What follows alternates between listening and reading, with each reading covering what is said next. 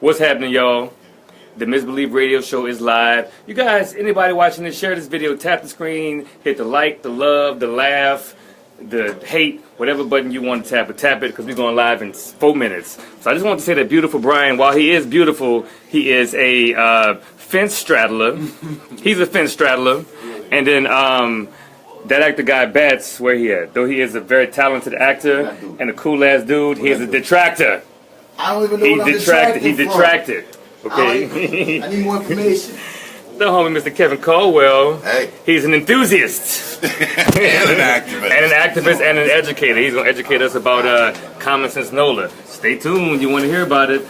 This is Oshun. Oh. She is a fascinator. She's a fascinator.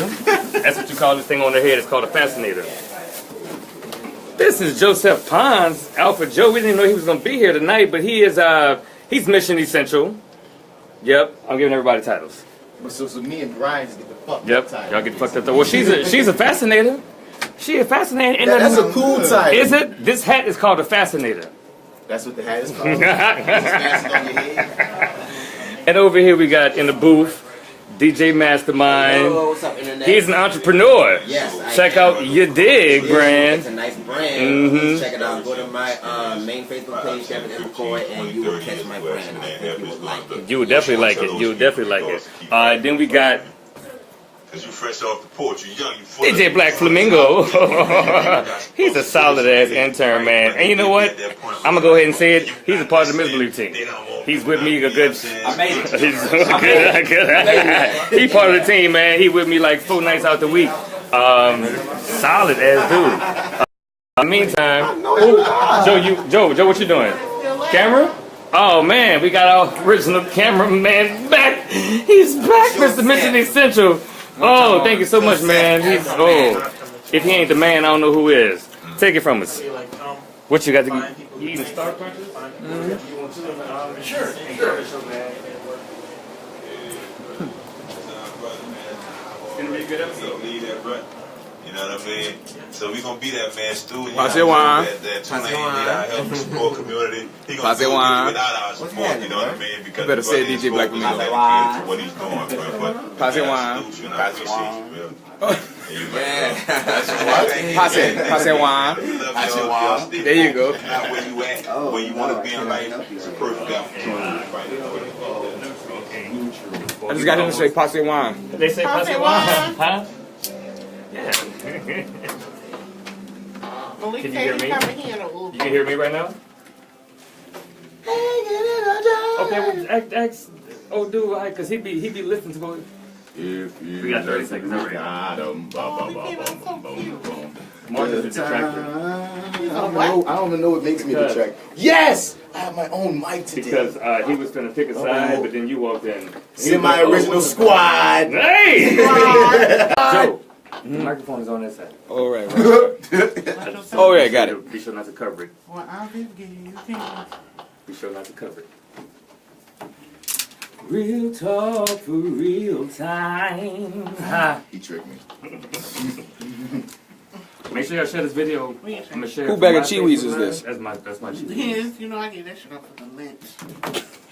You give Cheewies up for the lint? For the lint. Chips. Oh, you know it's killing me too. I love this. What's going on? Not that hat? No. This hat is expensive. Fascinator. You got a fascinator on it. On a pretty woman. Come on, Daddy. What you doing, baby? What's up, Rachel LaGrew? How you doing?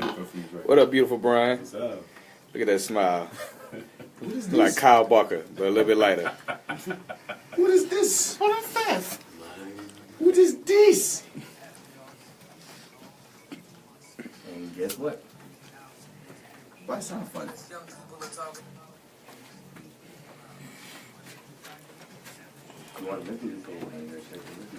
I did. I'm about to just share your posters who's on here too. Yeah. That would be okay. Hey. And you know what else? That's my music. Yep. Welcome to the concrete jungle. Wait, did y'all go out guess with downstairs? Huh? You know they was downstairs? Who?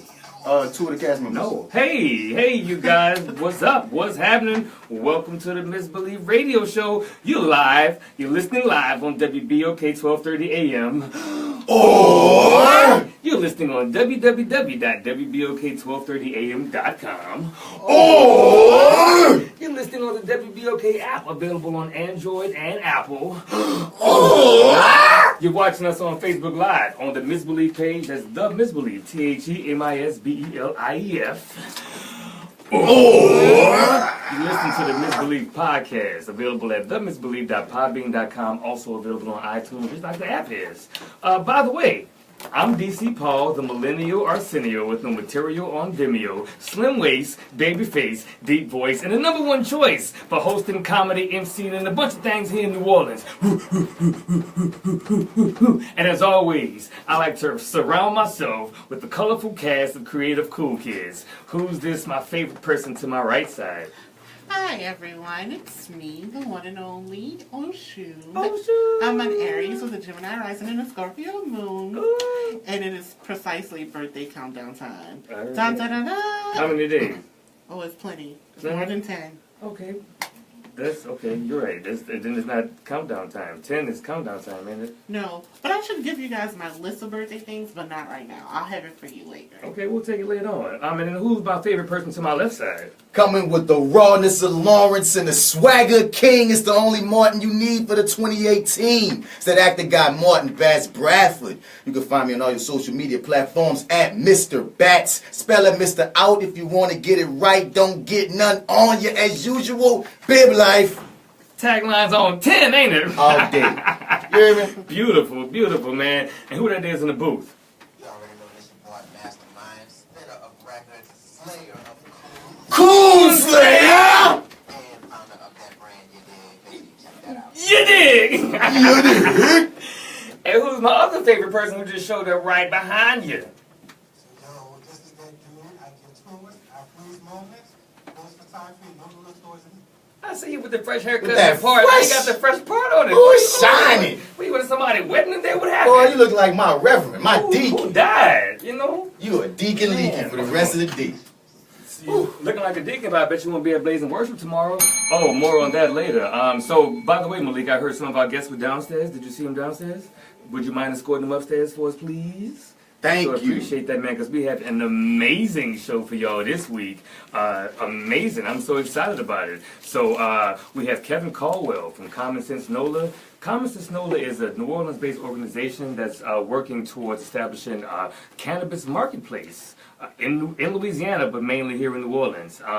Yeah, and I had no idea that they existed, but they've been working and putting in work, and it's closer than you think. High five. Yes! High five. Yes!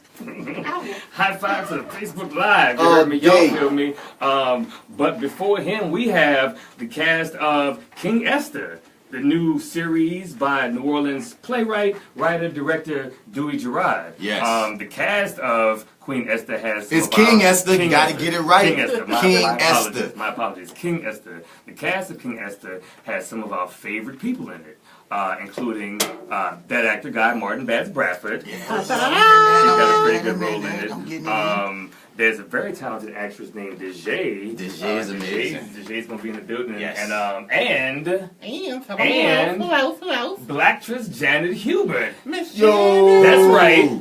The only Aunt Viv that we recognize. Or care about. The only one that we care about. The only one that we remember. What was that other lady's name even? It don't matter what her name was. Well, I took a Because- vow to not crap on her because she You're right. apparently has done a lot But- of great things in the game. Really? But in comparison to Janet Hubert, I don't care. Let's Yeah, go. right. She The only ain't- Aunt Viv we care about. Exactly. Yes. She ain't Blacktress Janet Hubbert because Blacktress Janet Hubbert is in the building, or will be a little bit later on to talk about her role in King Ester by Dui Jarrod. I got the script. Okay. I got to sit in for a table reading, and this is a really good series. Yes. I'm excited just that such a unique story is being told, and being told through a New Orleans lens, And the playwright is killing it, man. Like when it comes Yeah, out vernacular, when it comes to the casting, when it Yeah, comes so to here's the thing. the story, and it's a story I think is a necessary story to be told. Continue. yeah, an original and necessary story to be told. So I didn't know that Dui Jarrod wasn't from New Orleans. I didn't. Arkansas. He's from Arkansas. How we gonna say it? That's how I be saying it. Arkansas. He's from Arkansas. He wrote this piece. It's a series set in New Orleans. Because he did spend some time here. We're gonna get into it. He spent some time here, but like the series is so New Orleans. The language, just everything about it is so New Orleans. Is I assumed he was from here. So we ain't getting to the transplant story today. That's for a different. Oh boy, ain't from here. Who? Dude, one of the cast in my castmates in this. Oh my goodness! Has one of the best New Orleans accents I've ever heard. That's what we can talk about because he's not from here. He's doing the New Orleans accent very well. He ain't here though. Better than me. Better than me too. Okay, better than both of us. Born and raised here. You know what I mean? Oh, he sound like I don't know who he know in Atlanta, who he hang around with. It's some local New Orleans woodies in Atlanta that got him. His accent is good. He had to have a New Orleans girlfriend at some time or something that just had to get him friends. Yeah, man. When we in this table reading, he started reading. I'm like, I got one of my fellow New Orleans people right here. He wasn't. We was talking about him yesterday. No. I heard the director Dui Jarrod say that he showed up on a bus from Atlanta. So I was like, yeah, man, he's from Atlanta. And Bass was like, no, he gotta be. Maybe he from New Orleans and moved to Atlanta. He had to. We had that conversation. The accent was too good. It was good. So the whole cast is amazing. Yeah, right? I just got to give it up yeah. like. Yep, I can't wait to talk to them. They in the building right now. They just came upstairs to the second floor, so I'm trying to contain my excitement. But they's in the building, you heard me. So it's going to be a very, very exciting episode for us. We're going to have some fun. I'm going to have some fun if nobody else don't have no fun. I'm having fun. So if y'all listen on the radio and not watching on the Facebook Live, you don't see this fascinator that Oshun has on her head. I went to the Derby. Today is the Louisiana Derby. I had to wear my fascinator. I had to go watch the horses. I had to bet on the horses. So you wear that to watch horses? Well, it's a tradition. I'm a Southern lady. I do Southern things. And when my Southern hat happens to be, she should wear that tomorrow at Blaze and Worship. You need to wear that at Blaze and Worship because it's the first lady hat if I ever seen one. It's the first Sunday first lady hat. You the deaconess. Oh, it's gonna be a holy Sankofa session today. But can I tell you, this was the mildest hat at the Louisiana Derby today. Yeah, I saw some of them leaving. So the Louisiana Derby is happening right next door to the studio at the fairgrounds. Correct. And just for the people who listening, and I saw them as they were leaving. They look festive. Right, and if you don't know, Louisiana Derby, it has a round in the Derby. One of the races was the 11th race today, and the winner of that 11th race actually goes to the Kentucky Derby. So we have a chance of having one of our own. We were pushing for Tom Benson's horse, but the horse didn't win. We had a chance of one of our own horses. Would y'all would have been pushing for Tom Benson horse before he died, or is that just it's a posthumous thing? Y'all going to push for his horse to go? Well, his horse had the greatest odds. Was it, okay, translation? Really? It's a posthumous thing. It's only because he died. Yeah. Right? Gotcha. Okay. His horse had the greatest odds of winning. The money was there. Yeah. The money was there. Because he knew that Tom Benson died too? I don't know. He must have been sad. I'm just saying. He must have been sad. All right, y'all. On that note, I'm going to take a break. So listen, the MisBelief Radio Show, we don't play commercials. We only play music by local artists. So if you're a local artist and you make radio-friendly music... Radio-friendly. Please, let me reiterate and emphasize. Reiterate. I'm going to reiterate radio-friendly. That means it's going to be the same song that you submit to us. Just take out those words and we'll play it whether we like it or not. The ones you don't say around your grandma. Right. Please. Oh. Just take depending on who your grandma is. I know, because if your grandma got to go see then she shoot dice with you, you probably say different words around her. True. Some people grandma. All right, back to DC definition. But if you got a grandma that wears a fascinator, right? then don't say those edit words. those words out. You can watch the Facebook Live to hear us say those words, but if you want to submit a song for the radio, take those words out and submit it to TheMisBelief@gmail.com, and I can't wait to play it. DJ Mastermind, what you got queued up? I got Superman by I.A.D.I.G. We love that. We played that song just yesterday. And we do something called Loud or Reggie. It's where you get to we kind of get to judge whether the song is that loud or if it's just Reggie. Shouts out to Alpha Joe on that. Shout out to Alpha Joe. But this song, I think we agreed is that loud. So this is This is Superman by I.O. Timmy, y'all. Stay tuned to the MisBelief Radio Show. Don't get nothing on you.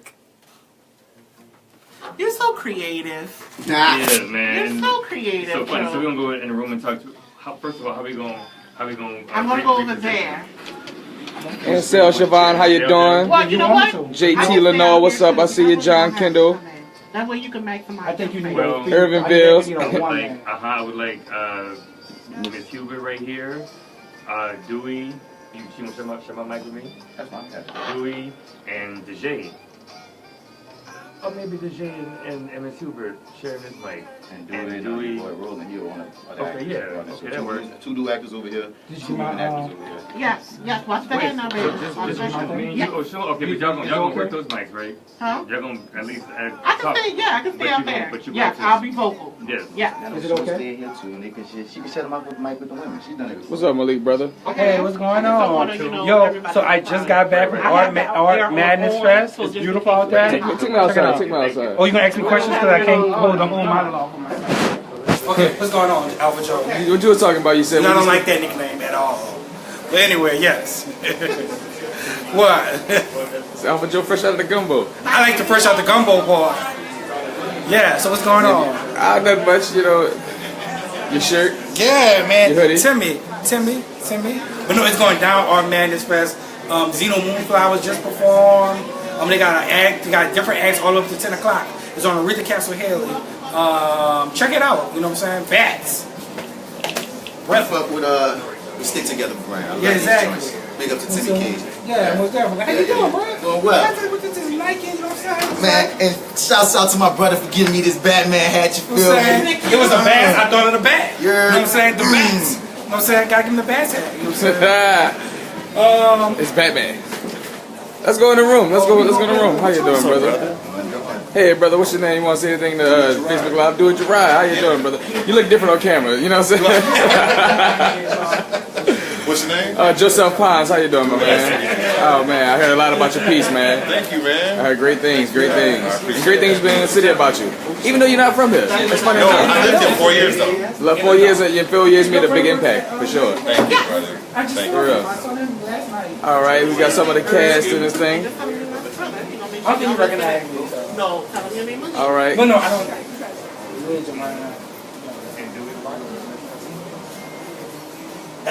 We got some stars in the building today, honey. Oh, I have something else to say. I finally saw the Wiz by myself because my fellow co-hosts did not include me when they went. However, shade. We gotta look back like this in Coverberg. Glenda of the Norwich sounded like Beyonce, but she did good. Raheem killed it. I really like Dorothy. The girl can sing. I don't know if she's from New Orleans. Is she from New Orleans? I hope so. Yeah, Dorothy was good. I'm gonna leave my true shady comments to myself because yourself know I can get. The most of the ensemble was from Dillard. Yeah, most of the ensemble was from Dillard. Sydney killed it. Yeah, she was good. She proves it's not small roles, it's not small actors, it's not small. Like every time she was on the stage, Sid, you killed it. I'm real proud of you. You have grown as an actress. You probably been rehearsing with Alpha Joe. What else did I see in the Wiz that I like? It seems like the Lion and Dorothy got something going on. Because what I saw, never mind, that's being shady. Anyway, I will give y'all my Malik perspectives on the Wiz at Delgado. Their auditorium is kind of strange, but I'm gonna let y'all know. Beautiful cast, great music. They killed the music. Shout out to the Tin Man for putting on some ooh yeah at the end of all his songs. He was trying to compete for Raheem, but you didn't hear that from me. Holla back. Hi, Brian. Janet, nice to meet you too. Hello, ladies. How y'all doing, Miss Hubert? How you doing? How y'all doing? Okay. Sir? Much in this little bag, you'd be surprised. You got a car in there, probably. How long has it been playing already?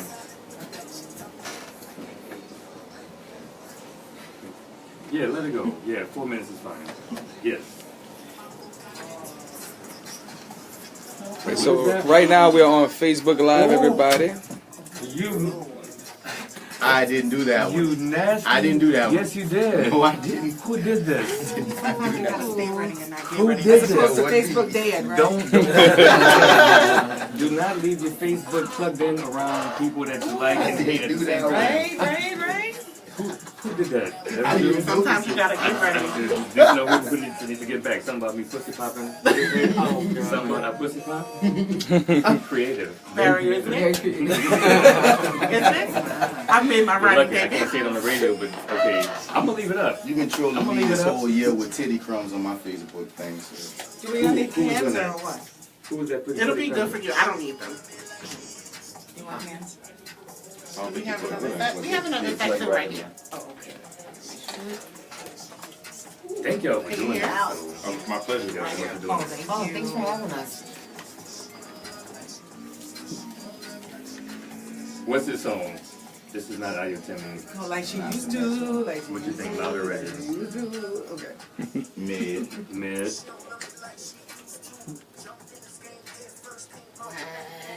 You guys, if you're watching, do share this video. We have fun. Of course, my parents are the here. show so far. Hi, Father. Shout out to our Oh, you can see sponsors. who's on.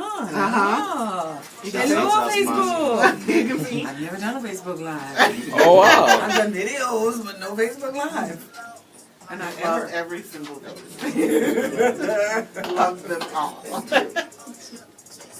You like it, Roland? Mm-hmm. Is it loud or is it Reggie? What you think? Is it mid-grade?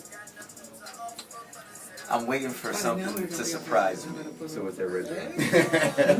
That's what I'm saying. Oh, the most I'm regular. but I'm looking like You are I feel like You wait for the climax. a song to me like is like a movie, and I want to get on the on the tracks with you. Like I want to get on the ride, and I want to go through all those little things. You want the climax, and aim the climax. Yeah, Right. something to build, and And then drop the beat. Yes. I And understand. so this is just like I understand. I'm just waiting for something to happen. He's talking about the song. We play music by local artists, and some That's local, wonderful. yeah, only local artists, and they always ask me for feedback. So we do something called "Is it loud or is it Reggie?" You listen to the song, you think it's that loud, or you think it's that Reggie. Those are young people marijuana terms. Oh, you didn't know? No. What is loud mean? Loud is good. Okay, Reggie is good. regular. Reggie is not. Regular. Oh, Reggie. Someone Regular? Yeah. 5 seconds and we back. You knew it already. And we're back, yo. We're back. Welcome back to the MisBelief Radio Show. You're listening live on WBOK 1230 AM. I'm DC Paul, the Millennial Arsenio. Oh, they were with it. By the way, people never do that. It's part of our joke to not do it with him. So go ahead, get it. We don't entertain It him. was quite a blessing to have Blacktress Janet Hubbert for me. Luckily, it's on my Facebook Live as well. And by the way, who's this to my right side? Hi, everybody. It's the wonderful unicorn herself, Lady Oshun. Woo, woo, woo. And who's this to my left side? This is the millennial Wesley Snipes if you want to get it right. If you look and sounded this nice. Oh my God. No taxes, no taxes, no taxes. Oh, okay. He didn't even say his real name. You notice that? That's Mr. Batts. That actor got Mr. Bass in the building. Martin Bass Bradford. What's your name? And who's that in the booth? What's happening, DJ Mastermind? What was that last song you played? Used to by Hayes B. Do you think that was that loud or that Reggie? I think it was that loud. Really? Okay. It was cool. It was mellow. Mellow, Mellow, indeed. yeah. Mellow indeed. Okay. For sure. You guys, if you're listening live, you can call us at 504-260-9265. Tell us if it's that loud or that Reggie. And we'll screen your calls. Maybe we'll let you on the air and talk. Maybe. We'll screen it because everybody can't get through. We got some crazy listeners. But this is our interview portion here on the MisBelief Radio Show. Get those claps ready and make some noise for the cast of King Ester. I'm going to say all of their names. That's Ms. Dejaye, Blacktress Janet Hubbert, Dui Jarrod, and Roland. What's your last name? Lane. Roland Lane. Keep the claps going for him. Come on now. We got our own class. Okay. So here's the deal. This is a black radio station, and even the claps come in late.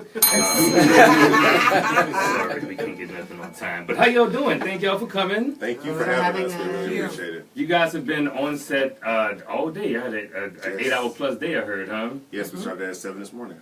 Nice. All right, so we'll talk to Dui Jarrod first. So people who are listening, Dui Jarrod is the writer, director, and creator of King Ester. But this is not your first project, right? No. It's not my first project. Yeah. You have a web series. Brooklyn Blue Sky. How's that? Is that coming back for another We're hopeful. We have a really good summer. We have a big summer planned. We have a couple of other things that's going to be announced pretty soon. Hopefully, the announcement of a new season is going to come up right after that. Nice. We'll see. Nice. So, I claim you being from New Orleans. I did it preemptively, but I heard you're not from here, though. You spent some time here, right? Yes, I'm originally from Arkansas. But you kind of made this a little bit of your home. You Absolutely. Absolutely, man. Yeah. So you started writing plays. Yes. Stage plays, man. Yes. How was that transition from writing stage plays to like bringing your ideas to the screen? Well, it's just a different approach, both in the writing and the producing.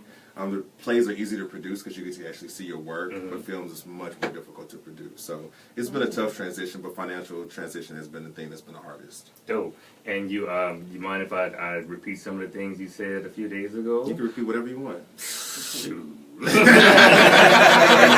all, before I get into that, I want to talk about how we had the bounce music playing, and Blacktress Janet Hubbert was not feeling it early in the morning. All of a sudden, wide open, and my favorite song, I ain't had sex in a long time. It was like 10 o'clock in the morning. I'm eating hot sausage on croissant, and she's sitting there so uncomfortable, and everybody else was just like, yeah, this morning music.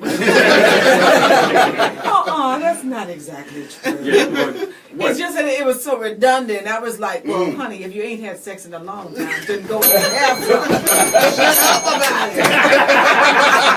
Oh, man. This is all day. Right. I need y'all to know this. I'm in the cast as Mama Janet right now. Dejaye, come on. Yeah, it's all day. All day. You hear me? No, I love it. Truly. Stay ready. Stay ready. Quite a personality, quite an energy.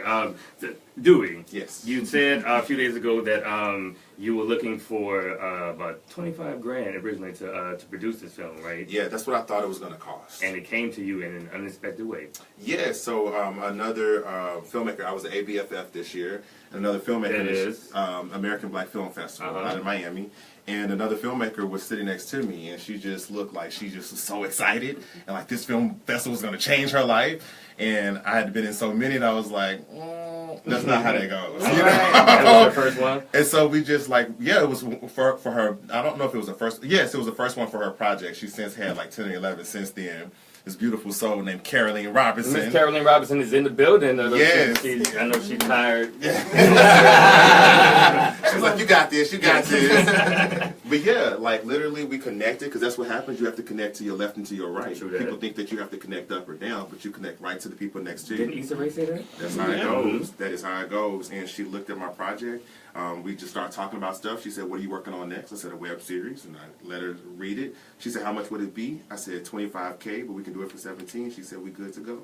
Nice. It was that simple. Nice. It was that simple. They say you have not because you asked not, and then you asked and there it was. You had an angel sitting beside you. That's exactly what was going on. Did. Yes, that's why you can't stop the connection that we have as a Wakandan. Hey. As a Wakandan, we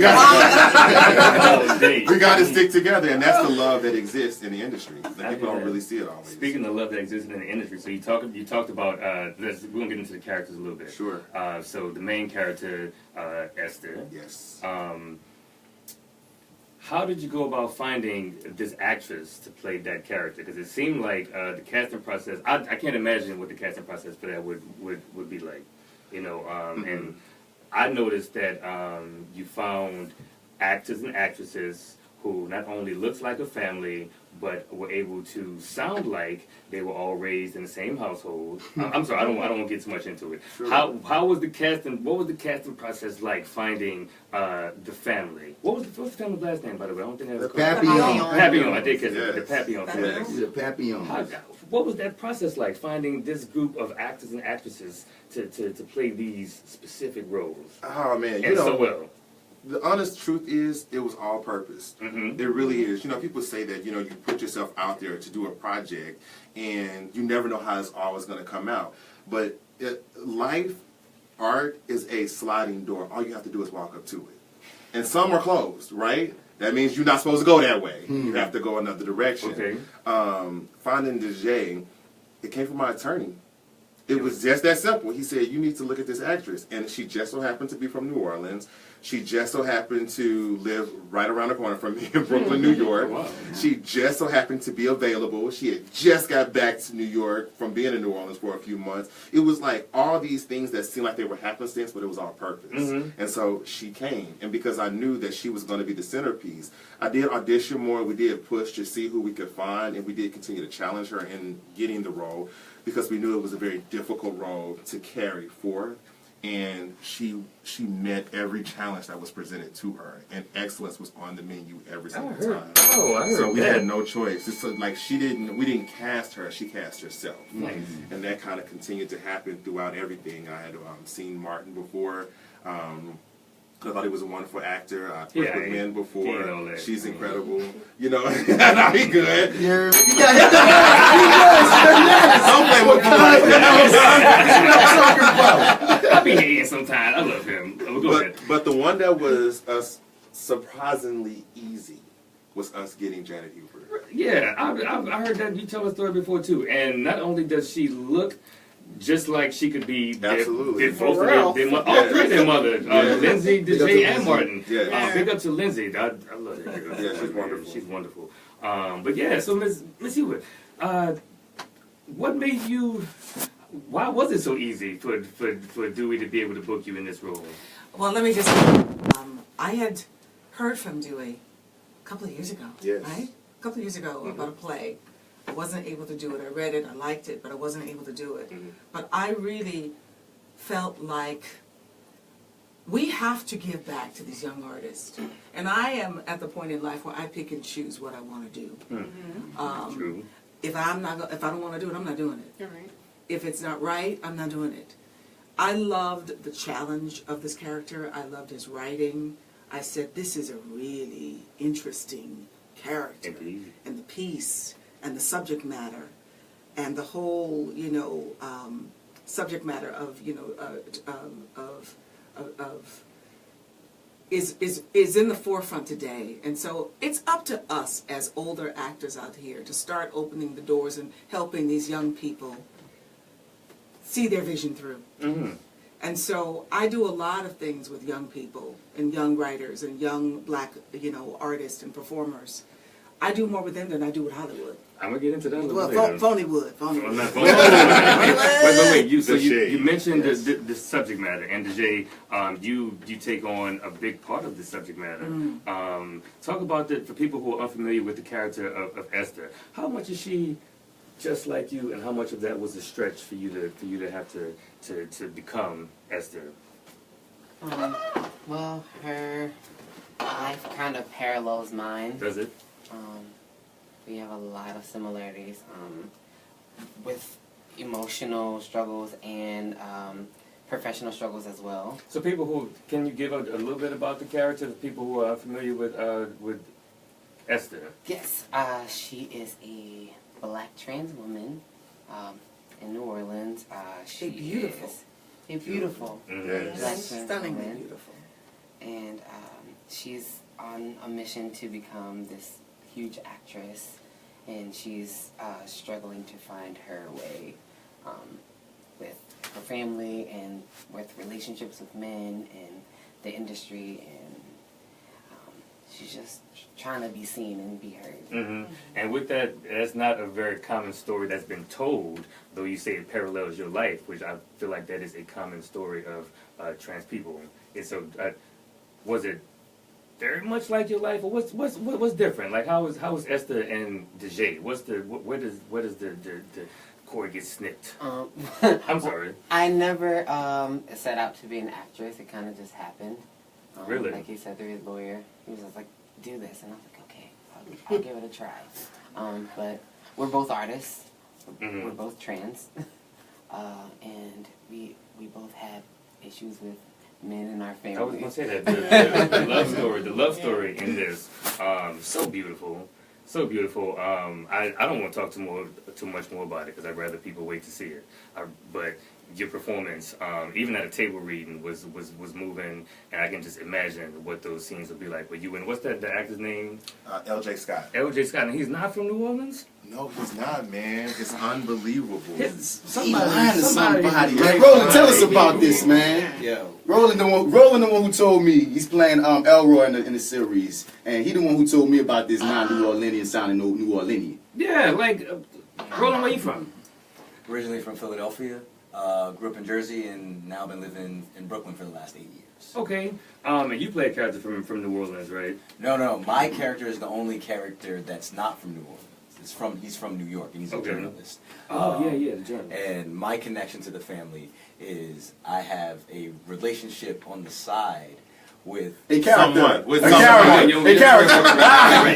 Don't tell all the stuff. I didn't even make him do it this time. I had to do it by itself. So you didn't have the hard task of trying to mimic the New Orleans accent.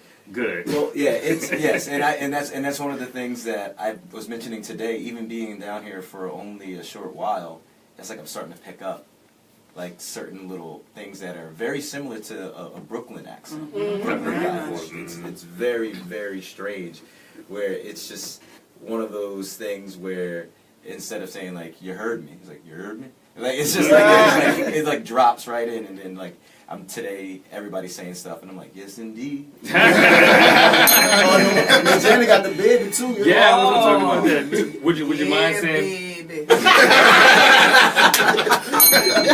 She tried it. So you mentioned earlier, Ms. Hubert, that you always find yourself working with the younger generation. Absolutely. We were introduced to you being a veteran actress working with the younger generation, and it seems like as we have experienced it throughout the years, that's always your thing. Has it always been? This is one of the better experiences working with young people, right? I would hope so. Oh gosh, I love working with young people. Mm-hmm. I go into schools. I work with the National Black Women's Roundtable. Mm-hmm. All of the last midterm election, we went all through Florida, all through Pensacola, Alabama, those areas to try to get the black vote out, and especially for the midterms. And they were young people who went to colleges. I speak at colleges. It's about passing the torch. Mm-hmm. My day was yesterday. You guys are tomorrow. It's about opening the doors and passing the torch to the young people to carry this on. And if we don't do this for young playwrights and young filmmakers and young actors and young actresses, some of us need to just sit the hell down, because, come on. If I had Oprah's money, you would never see me on TV. Okay. I heard that. Okay. Be chill and retire. Where would you retire? Producing. I would be opening doors for young artists and young actors and young producers and young directors. That's what I would be doing. Sure. For that kind of money. You wouldn't see my black ass on screen nowhere. Excuse me, I don't know if you can cuss on this. But you can say ass. I can say ass. But that's, to me, that's what it's about. That's what it's about. Much appreciated. Yeah, thank you. We don't always get us as millennials. We don't always I love you guys. And we love you back. We love you back. We don't always get that kind of love. You guys have shown me so much love. And social media has been such a wonderful weapon of choice for me. Mm-hmm. And so, to sort of clear your spirit and your name, and they can't stop you with social media. This is true. The internet did not exist when I was doing Fresh Prince. It did not exist, not the way it does now. I mean, we had MySpace. Y'all don't even know what MySpace is? Yeah, we know MySpace. We're a little after that. So it's really wonderful because you can connect and you can stay connected with young people and how they think. And I got a 25-year-old, so... Okay. You got to keep up. Yeah, I got it. I got to sort it. Word up. Okay, I'm going to let my co-host ask that question. Okay. I'm sorry, we're fighting over the mic because we just want to talk to everybody. Yeah, we do. I want to know, how is your adjustment living here, Miss Janet? How is your adjustment staying in New Orleans, like enjoying Southern hospitality? Well, it is an amazing city. The last time I was here was back at the Sanger. Was it the Sanger? Sanger. I was 20-something years old doing Bob Fosse's dancing. What? And a homeless man chased me through the French Quarter. So I don't remember too much, about it. But this has been wonderful because I've got a chance to see the real parts of New Orleans, the people, where the people are. Mm-hmm. And y'all do some serious stoop sitting out here. I love it. We call it dough popping. You call it what? Dough popping. Dough popping. It's been beautiful. You've done a Fosse production? I did my Fosse, yes. Nice. Yep. So, people saw in that episode of Fresh Prince, you do have a background in dance. I had requested for you to wear the pink leotard today, but they said she refuses. Let me tell you something. That pink leotard is now a headband, honey. Well, look, I got one quick throwback for you. You ready, DJ Mastermind? Give it to him. A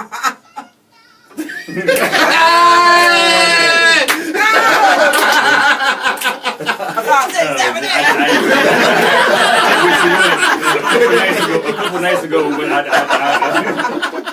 was on the radio a couple nights ago, and I'd like revealed that you would be coming on a Saturday, and I was on Facebook Live. I got down on the floor and did the little 1-2 kick. I did it. Me and Did you do it? Did you do it with no hands though? No. You got me.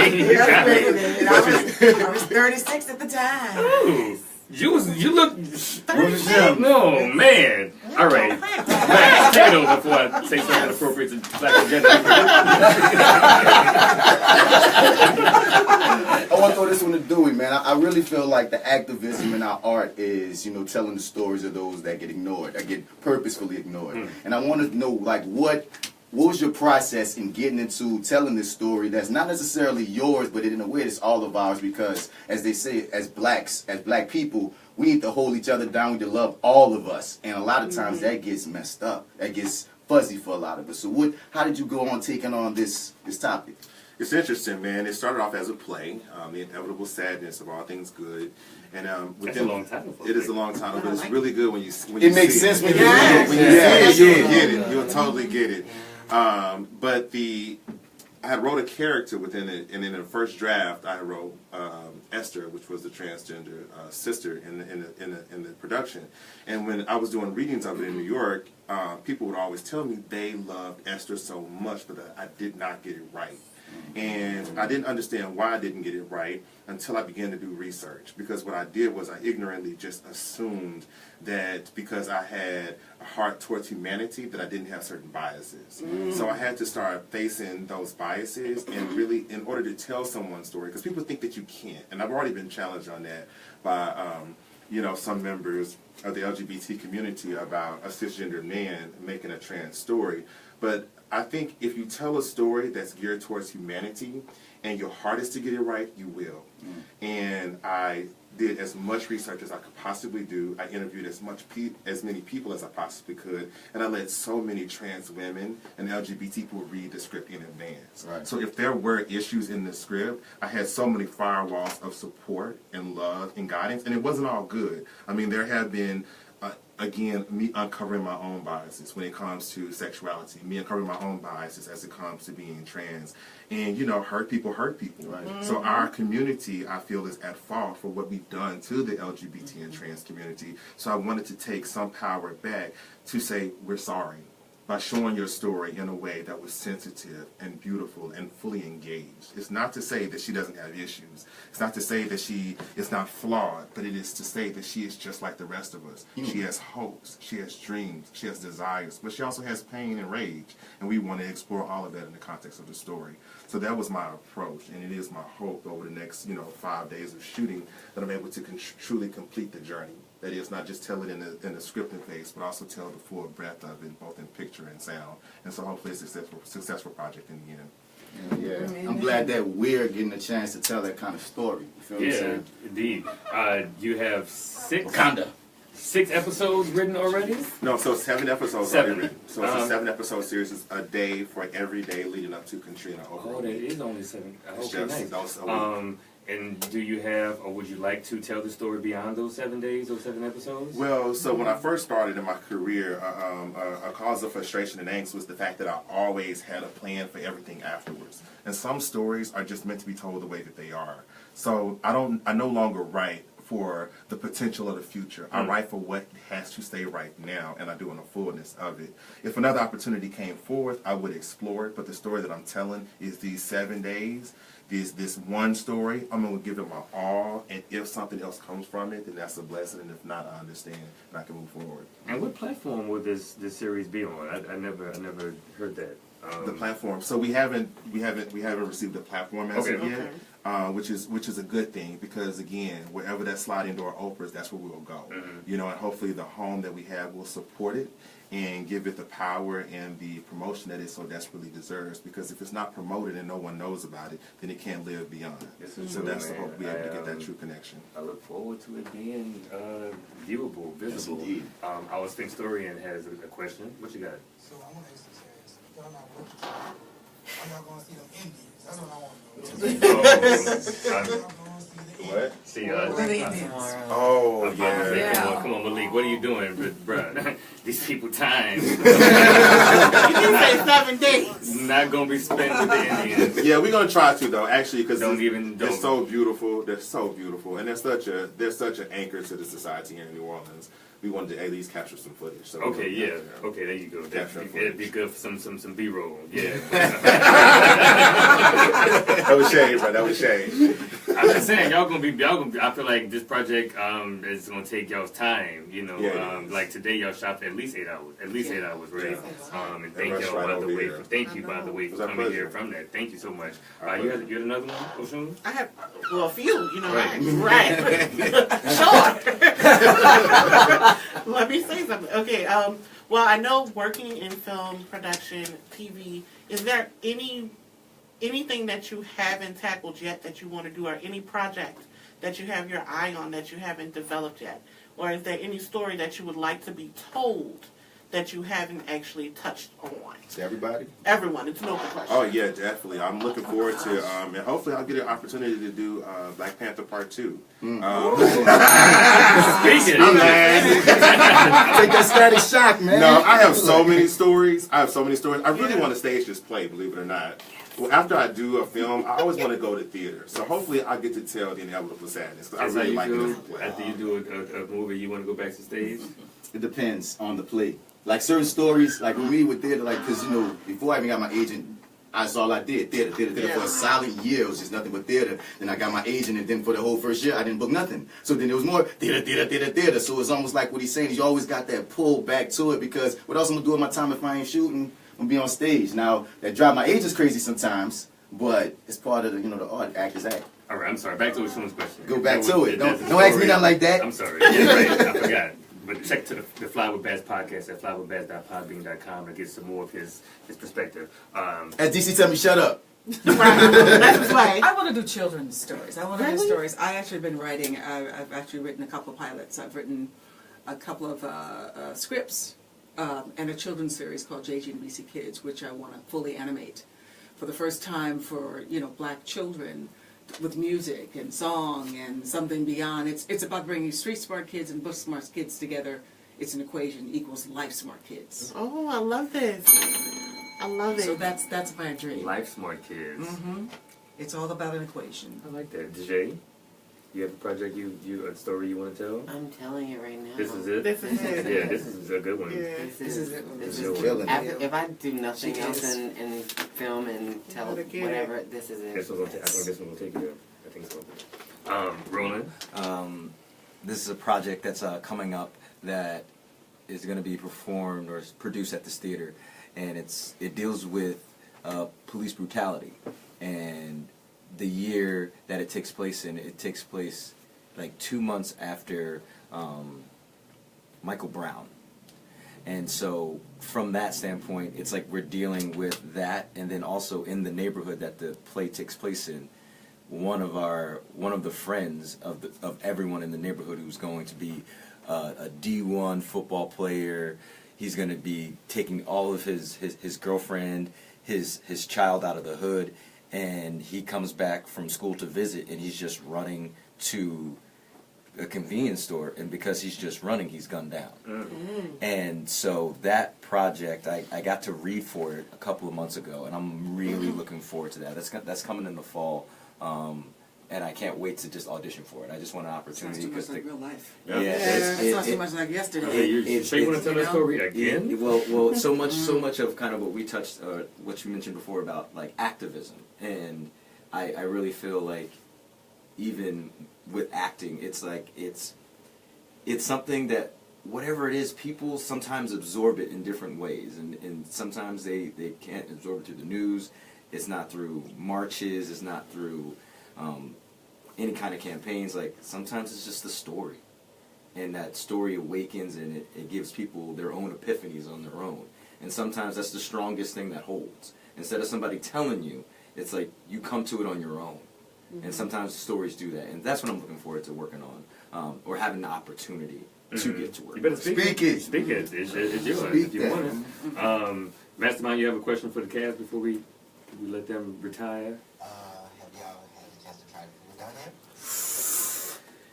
Well, here's my issue. I have an allergy to shellfish. Oh, no! Exactly. Isn't it? We went. Where did we go last night? We went to Neo's. We went to I Neo's. love them. All I could do was smell the shellfish.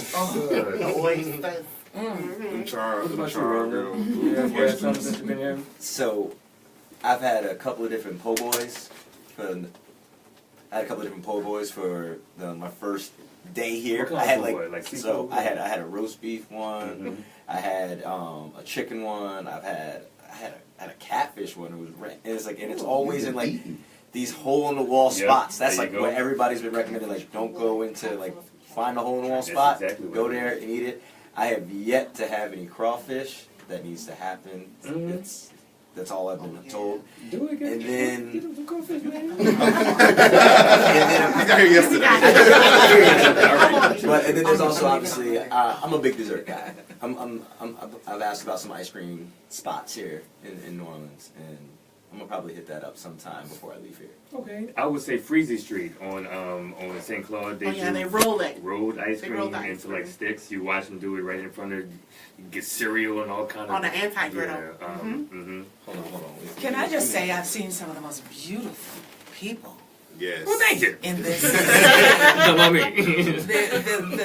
the features, the colors, it's so pure and there's something. It's such an incredible blend. Like there was a guy that was sweeping the streets and brother had no teeth. He had no teeth. But my God, he was absolutely stunningly beautiful, just beautiful. And I just kept staring at him, and I was thinking, well, I hope you don't think I'm like, trying to hit on you, but you are fine. Just this beauty. He ain't had no teeth though. But it was the beauty of. You could see Africa, you could see Senegal, you could see you can see such a mixture, and everybody that's working with me, they look like my tribe. Yeah. All of these actors, we all seem to come from the same tribe. So it's really amazing. I hope you weren't looking at a toothless crackhead on the street and he was not a crackhead. Man, like he was just all kinds of beauty. I admire beauty, and it doesn't have to be perfect. Okay, there you go. Okay. Beauty rarely is. You know what? That's right. Now that you're saying that, looking at you two sitting next to each other, I'm like, dang, But y'all Martin, looking like. but that's he's the brother. He's the brother. I'm like, And you gotta see Lindsay. And then Lindsay, who I went to middle school. alike. I went to middle school with Lindsay. And when I realized y'all were playing twins, I was like, that is how? No, I mean really. I think that this family cast came together in a very, very beautiful way, man. I'm looking forward to seeing this. Looking forward to seeing this on screen. So tell the people where they can follow you, or where they can follow this project, or if they want to learn some more about it, just let them know. Yeah, you can follow me at Dui Jarrod, which is DuiJarrod. We have not gotten the website up just yet. I'm sorry, Sheena. But we're working on that right now. And we'll follow us at King Esther Series. We'll release the social media starting next week. After we've gotten a chance to shoot, we need to get that out. But we're excited, man. Just kind of follow us whenever it comes. Hashtag King Esther. Hashtag Blacktress Janet Hubbert. Blacktress Janet Hubbert. The J. Joseph. Just stick with us. And hopefully we'll have a beautiful journey together. Tell them, Roland, where they can follow you on social media. You can follow me on Instagram. Handle is ROROSL4. Okay. Dejaye, where can they follow you on social media? At a Dory story, that's ADORRIE, and then story. And why you hiding the fact that you be singing though? Yeah, I don't put you out there, sis. I went and watched some of your videos. You sing and you dance. You dance down. Yeah, you got videos. Listen, down, okay? Yo. So tell them where they can follow that on the Facebook, Dejaye. Well, all my music's on all music platforms, so just type in Dejaye. You'll find DEJAY. And is the accent on you over the E. And Blacktress Janet Hubbert, where can they follow you? Blacktress Janet Hubbert on Facebook, OG Janet Hubbert on Twitter.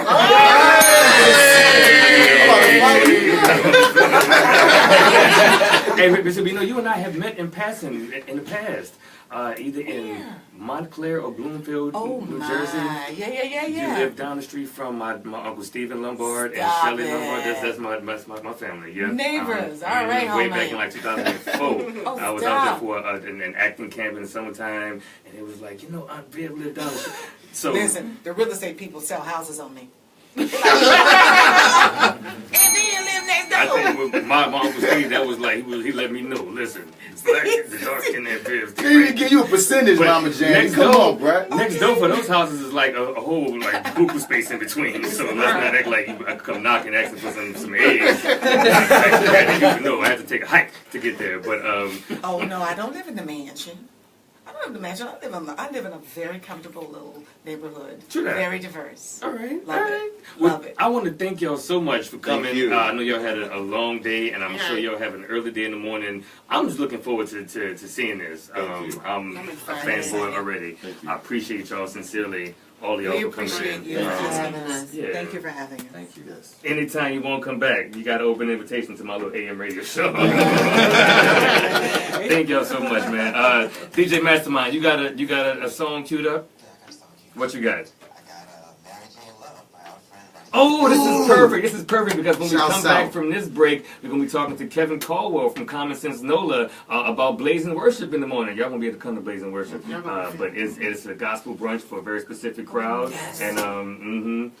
And yeah, so this is Mary Jane Love by our homie Raheem Gillespie. Y'all stay tuned to the MisBelief Radio Show and don't get nothing on you.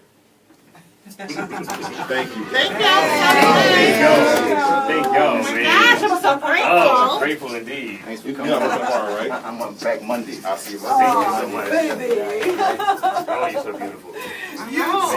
My man. Actually, Janet Hubert, y'all. Man, It's so hard not to I found you already. Yes. Next time you're at the jazz market, don't just be a Dejaye, you better come holler at us. Do it right, y'all. Thank you for having me. do it. Anytime. Thank you very much, man. Brother. Sister. Get your crawfish before you get out of here, man. That's happening. Welcome to the follow. That's definitely happening for us outside. Okay. Yes, indeed. I have enjoyed it so much. Thank you so much for bringing us tonight. We appreciate you and your platform. Yes. All right, bro. Thank you, baby, for coming. Good. Hey, can we get a picture? In the meantime, can we move some of these chairs out of here? Yeah, I'll start. Get a shrimp bowl. What you guys? That's what I was holding out on. I'm On a hot sausage po' boy. And a hot sausage. You gotta get that from Jeans though. Jeans? Yeah. So is it Freezy Freeze? What was the ice cream spot? Freezy Street. Freezy Street. And get your snowball too. So I told you this the cat to holler at about what's popping. Yeah, I can show you some things. He knows what's going on. You got him? Man. Close the door. Thank you so much. What we looking? And Brian first. Brian first. Mm-hmm. Gotcha. Then Then Malik. Malik. 1, 2. Then Devin. Devin. Gotcha. All right. Thank you. Thank And snap and snap and snap. Have a good night. All right, y'all.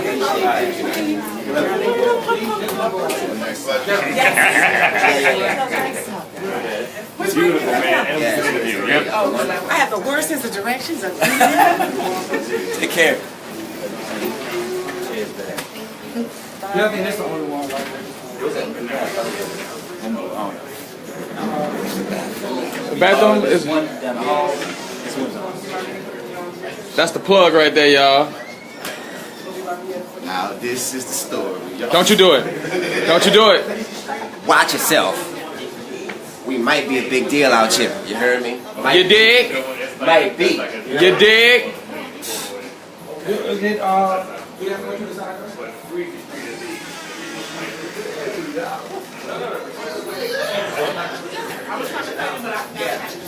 I think it was like one just kind of stacked up over there, so it didn't look like, it looked like it was crowded. Yeah. Can we play 2 songs? Yeah, we're playing 2 songs. That was a great interview. Black Flamingo, hold this right quick while I get something to drink. Alright. Now watch your hands, keep your hands at the bottom from the speakers. Oh, hold it like that.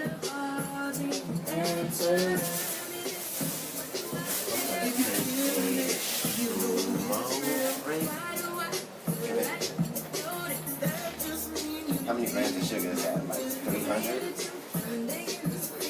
You bought you like that, you don't ask those kind of questions. Oh, actually, it's only 26. It's not too bad. Exactly. I wouldn't even know that. Hey, Internet, what did y'all think of the interview? Was it good? I think it was good. Let us know.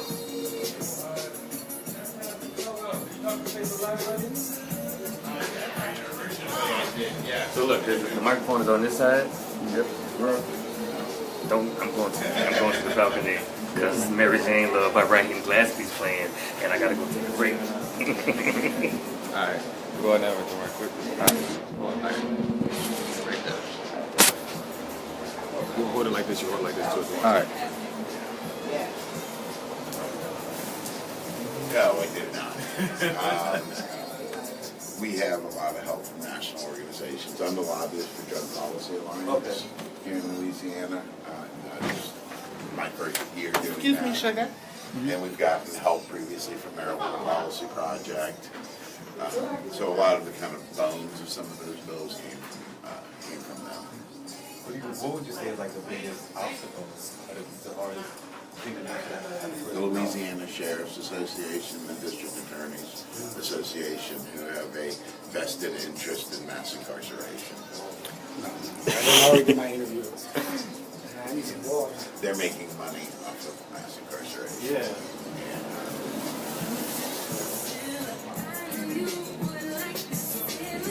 Never go outside on patio. I know.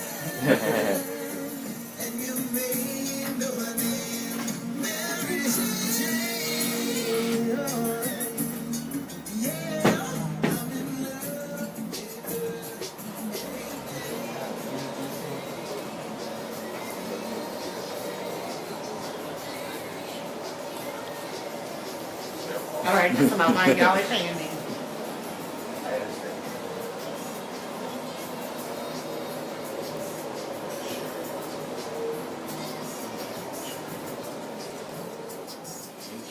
Yeah. The sheriff also happens to have a 1,200 persons at prison that they took a 30-year bond out to build. So he has and he's also the largest employer in there. So, like, literally, the parish's whole economic stability is based upon mass incarceration. And that is, Hello, Facebook Live. Hello, how are you? Hi, my name is Oshun. Wait, let me put you back so I can see myself. Can you see my face? Okay, you guys know that I'm turning 33 soon, and if you've been keeping up with my countdown, hashtag 33 in 33 days, follow that on Facebook right now, you will see random facts, 33 facts about me. I updated one today, a random fact about me, just things that people might not know. For instance, I don't like to watch English television.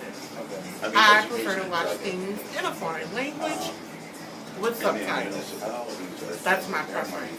I also like to collect very weird animals. So I had a hedgehog. Hold on. Come with me.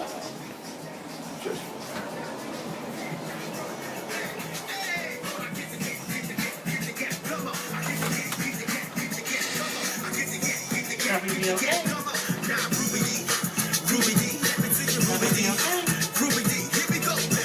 This one. Oh.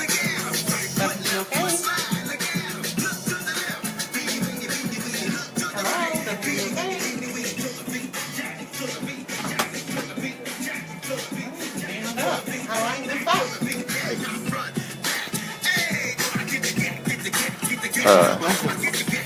Everything okay? Everything okay?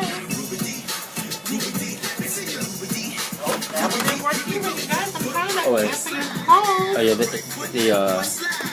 Okay. yeah, there we go. There we go. See, I'm trying to be multifaceted, multi-talented. They have me working, doing all kinds of things while they have leisure time. If y'all think that they should actually treat me like an equal partner, then you should let them know. You should say hashtag Oshun is everything. That's what you guys should say. Look at him. Let me tell y'all about Malik. I tried to get our thing poker session early, and then he likes to change it at the last minute. The phone was ringing out. She was trying, Mrs. St. Cole was trying to dictate to me this week. I was like, nah. Right. I tried to answer and didn't want to. It wasn't working. Like, nah. We did your person last week. We're going to do my person. But if you guys have some, I don't know this is for yourself. Oh, shit. I need some water. Okay, so if you guys have people, preferably New Orleanians, who are great and influential, if you want us to talk or learn more about them and spread their message across the world, you should let us know. You can hit me up on the Instagram at Oshun, which is OSHUNSL11. And I can go ahead and take your request. Also, if you guys have any what's going on out here topics, or if you have any kind of plays or productions, let us know. Hit us up at TheMisBelief@gmail.com, or you can go on Facebook, TheMisBelief, all one word, and you can send in the type of things you're doing recently or updating, whatever. Apparently we're going live in like a minute. We're going back. Come on in. Come on in. We'll be back on in a minute. Talking about what's going on out here. Real soon. Oh, soon, but not the next now. Yeah, that's what I'm doing, Malik. Thank you so much. Come on. Oh, I thought that was what that was. Hey, are we playing Get the Get? No. What? Is this really? Why is he playing this? Get in there, Joe. Hey. Close that door.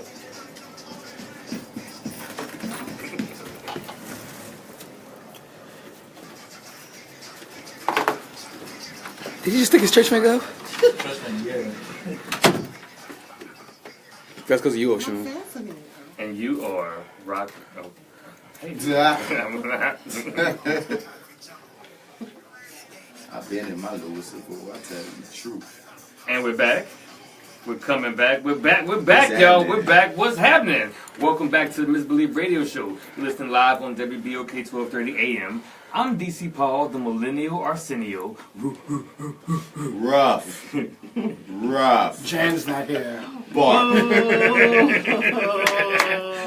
And these are some of my best friends. These are some of my best friends. Who's this to my right side? Hi, everybody. It's the one and only Lady Oshun, Lady of the Morning, not the evening, because you know I'm the Lady of the Night. All right. She's not. I'm still working on these taglines. And who's that to your left side? That was right creative. side.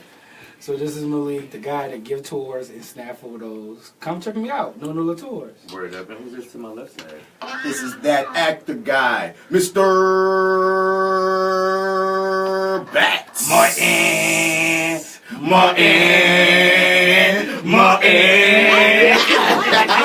is it that he gets to participate in his tagline and Mastermind's tagline, but when I want people in on my tagline, it's just crickets. Oh, I gave you a bark. It's better than crickets. It's moon crickets. Anyway, who's that in the booth? Oh, he's on the phone. We gotta call him. Who's that in the booth? Okay, he's on the phone. He's on the phone. Hey, who's that in the booth? What up, this boy Mastermind? Spin a record flip. Cool Slayer! I'm jealous that everybody is in on your tagline. So, what was the last song that you played? That Get the Gat, fellas? That was Skipper, a New Orleans dancing legend, and Whippy Line Dance. Okay. And then before that, what you played? Before that. Oh, that was Raheem Blasphemy, Mary Jane Left. So that song is loud, and then the Skipper song is also loud. Yeah. I'm going to go ahead and Both play of them both of them are loud. So this is my favorite segment here on the MisBelief Radio Show. What's going on out here? What's going on out here? You heard me. It's where we talk about local talking points, news, topics, events, restaurants, places, whatever's going on that interests us as millennials here in the city of New Orleans. Now, I got what's going on out here to start us off. You know what's going on out here? What? Blazing Worship for the month of March. It's happening tomorrow morning. Too much blazing worship. It's happening tomorrow at noon, actually. So we got a pretty good blazing worship. We got from the current Chopped champion, Chef Serena Johnson, as our guest chef at Blazing Worship. Yep. Chef Serena will be cooking. She got chicken and sausage jambalaya pasta in the cream sauce. She got sweet potato hash with red and purple potatoes roasted in olive oil, tossed with garlic, peppers, onions, and herbs. Oh! That's a vegan dish. Yeah. She got tricolored quinoa and roasted veggie stuffed pepper, tricolored and a blend of roasted veggies in a tomato sauce base stuffed in a bell pepper topped with panko. Not the quinoa! The quinoa, that's also a vegan option. She got the shrimp and sausage, cream corn, machu. Cream corn. Topped on yellow grits. She got biscuits and sausage gravy. Biscuits and caramel. You can add an egg or biscuit to any of these dishes. So that is the current Chopped champion, Serena Johnson, serving it at Blazing Worship tomorrow. So she cooking eggs? Yep, you can add an egg to any of these dishes for $1 or a biscuit for $2. Because Malik, he just said a whole bunch of stuff this lady cooking, and the only part you heard was she cooking eggs. It's brunch. I was waiting. I was like, how you have brunch with no eggs? Yeah, well, we usually don't have eggs at Blazing Worship. It's the first time we had eggs. At DCT almost fell out telling you all the stuff this lady cooking. Tricolor quinoa. I know they make quinoa in 3 colors. Tricolor quinoa. Tricolor. She died there. Oh, well, she is too veggie. Don't do that. She's a Chopped. She's the current Chopped champion, and you like Chopped. And it's I like Serena. The quinoa, and we like Serena. We love Serena. Yeah, so that's just 2 vegan options with the quinoa, but it's also a bunch of other stuff going on, and it looks good. I'm looking forward to it. That's tomorrow from noon to 3 at 5416 South Claiborne Avenue. What's up? Don't those people for sunrise service get there around 11 o'clock? Nope. I'll be there as early as 10:30, but the doors open at noon now. They don't open at 11. Okay. So it's noon to 3 from now on, 5416 South Claiborne Avenue. So it's going to be a special Blazing Worship tomorrow because we have another special guest besides Chef Serena.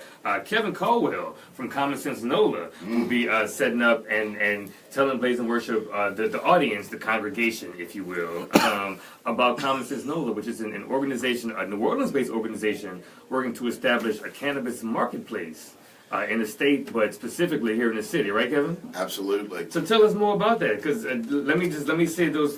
I love those 2 words together. Cannabis marketplace. That sound like a mall you can go to and just get everything you need. It almost sounds like Blazing Worship. But tell us about Common Sense NOLA and what you guys have been doing.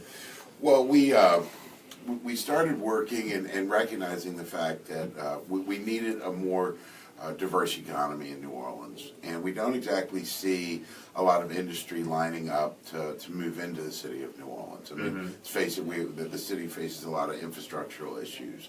There's just issues that it's not gonna necessarily always be a welcoming environment attract other industries to attract some of these industries. And we recognize, well, who would be willing? What kind of industry that could have a direct effect relatively quickly? Because some industries take 5-10 years till you start seeing the economic benefits from. I can think of 2.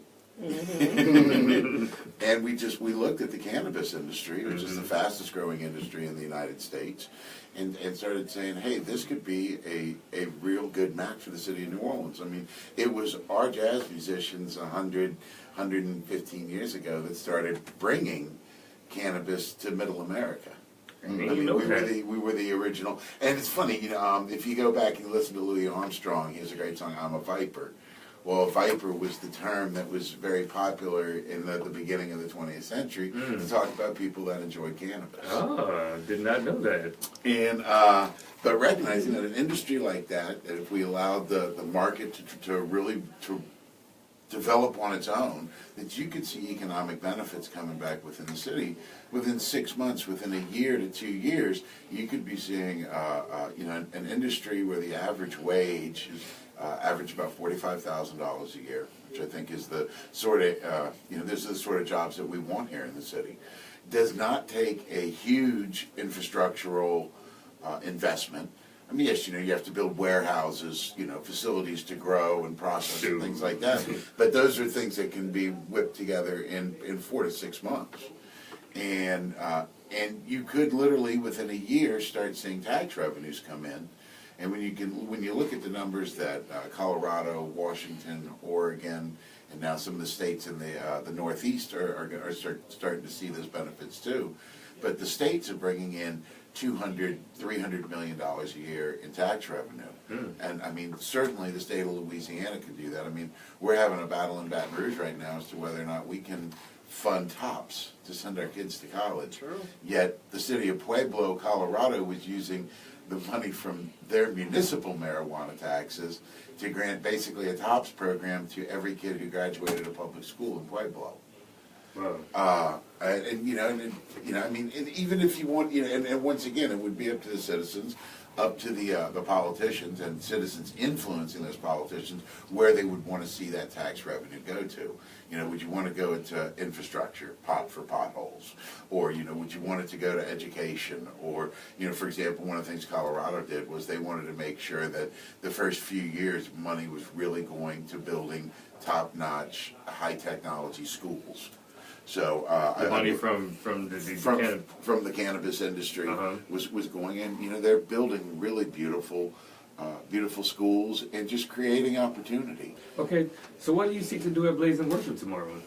What I'm hoping to do is just like why I'm here, and thank you for the opportunity to be here. Thanks for coming. I first of all, I'm surprised that we had not met before because I feel like when I first read about it and Googled it, I was like, man, I feel like I need to be on. I just need to be at the meetings or something, you know. But so you're coming tomorrow at Blaze and Worship, right? Just to do outreach and to try to talk to people, and specifically, you know, we've seen the power of the millennial generation right now, and they are flexing their political muscle. And one of the things that I'm requesting is that people get involved and email and call their state senators and state representatives and say that they support the bills that are in the legislature right now. We have specifically 4 cannabis bills because it's steps to be able to bring this industry here. And the first steps that we took was I started working with the New Orleans City Council in 2014 and really started to pushing them to review. In 2011, they adopted a cannabis policy where a first-time offender could be written a municipal summons for possession.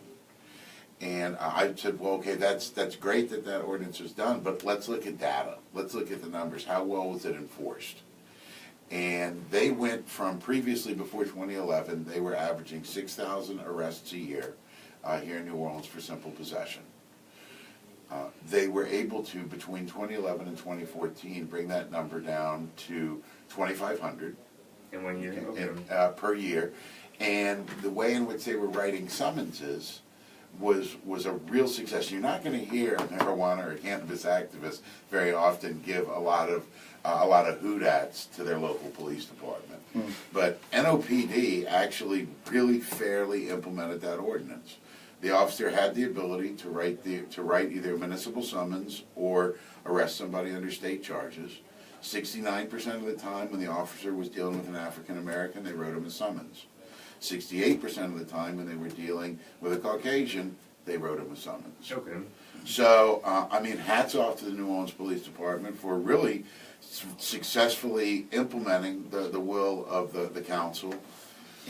But I still thought that 2,500 people a year having their life ruined for possession of cannabis was not acceptable. Right. And then we also looked at the numbers, and we started looking at felony possession, which under the state law is anything between 15 grams and 2.5 pounds. And when you looked at those numbers, 92.3% of the people who were being prosecuted by the district attorney, Leon Canizero, for felony possession were African American. And if I'm not mistaken, I just want to give the right number here, it was 86% were under 29 years old. So we noticed a pattern. NOPD was doing the best that they could do with the tools that they had. So we started pressuring the council and working with them to update that. And on March 17, 2016, the city council unanimously adopted the new policy, and then on June 30th, the chief of police implemented that policy, which is one of the most progressive cannabis policies in the country. Nice.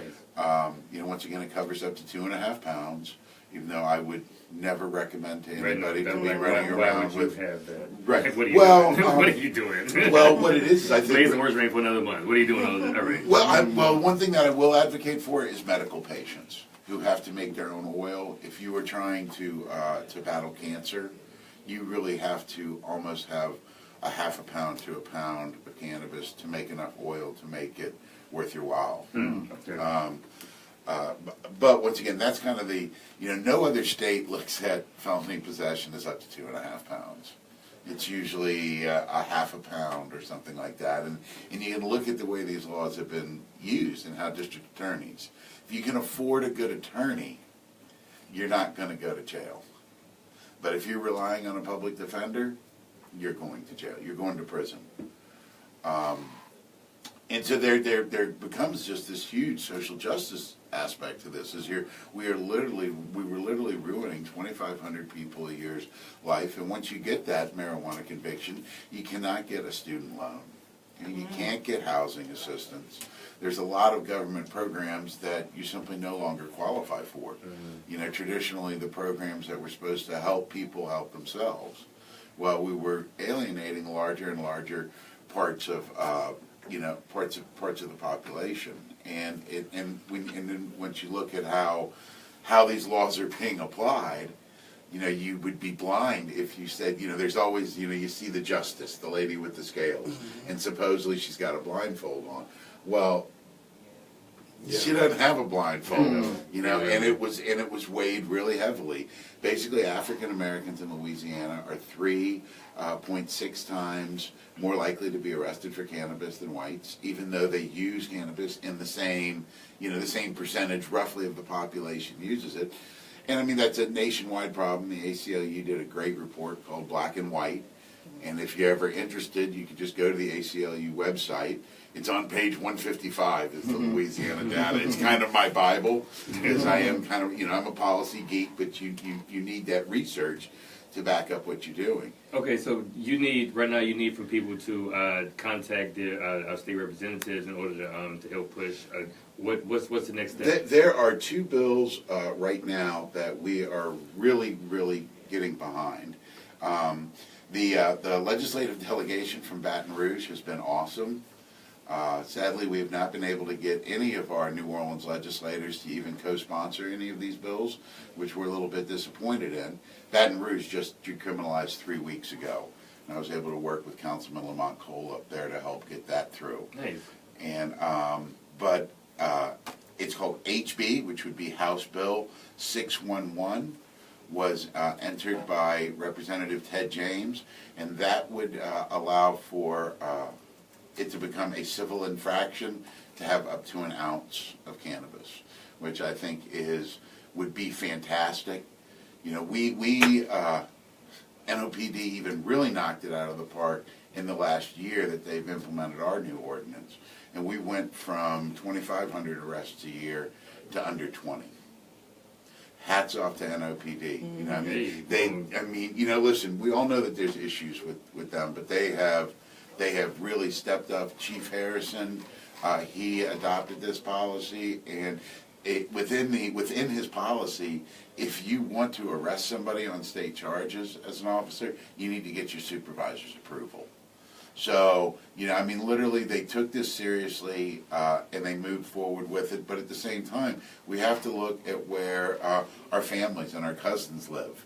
You know, in Jefferson Parish, you're 3.1 times more likely if you're African American to be arrested. St. Tammany, 3.2 times more likely. St. Slaminy. You know, well, you know what? Given credit, they have. They're trying to move over there. It's slow. But they got rid of their DA, they got rid of their sheriff, and at least there's more of a open approach towards reform. We'll see this legislative session how much they move. But if you go up to Tangipahoa Parish, it's 11.8 times more likely for an African American to be arrested for cannabis. So, this really is a civil rights issue. It really doesn't matter how you feel about cannabis, whether you enjoy it or you know somebody who uses it medically or you're opposed to it. The fact is these laws are not being applied equally, and if the DAs and the police around the state cannot evenly enforce the law, then we need to change the law. I hear that, man. All right, so you will be at Blaze and Worship tomorrow. Yes. Yeah, you'll be able to give out. Just let us know what we can, if we want to follow Common Sense NOLA or just support what you guys are doing. We'll be able to get more information tomorrow. Sure, and absolutely. We have our Facebook page is rather active. Tell them where to follow it. It is at Common Sense NOLA. The NOLA is capitalized. And it's a good source. We do really mainstream information, and we try to keep people up to date on cannabis, the 4 different cannabis bills that are in the legislature. Nice. Mr. Caldwell, thank you for coming. Absolutely. Thank you. You going to stick around? We're going to talk about what's going on out here.